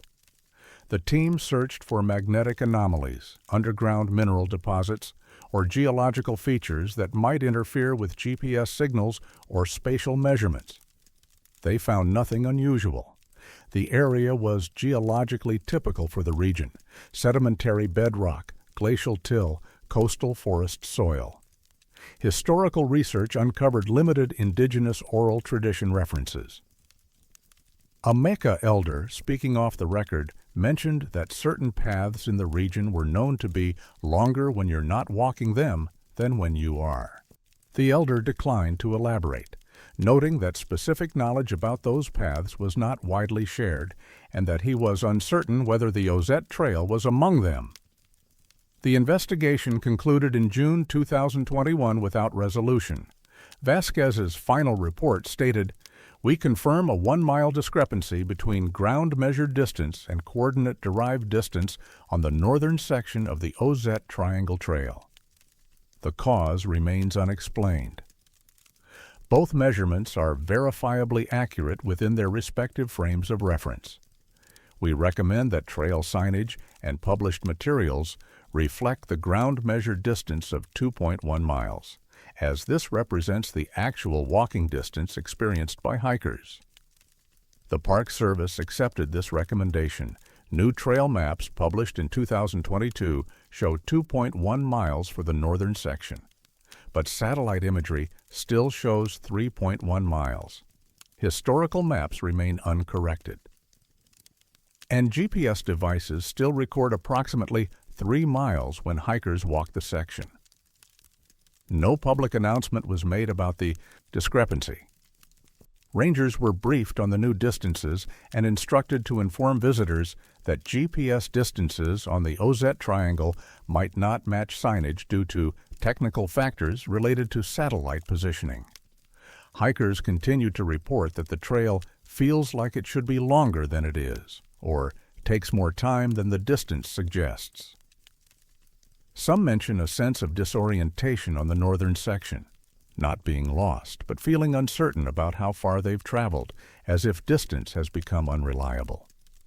And occasionally, hikers reviewing their GPS tracks afterward notice something strange.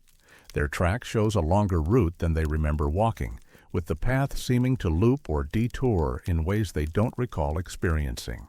The screen shows them traveling through coordinate space they're certain they never visited, covering ground that exists on the map but not in their memory.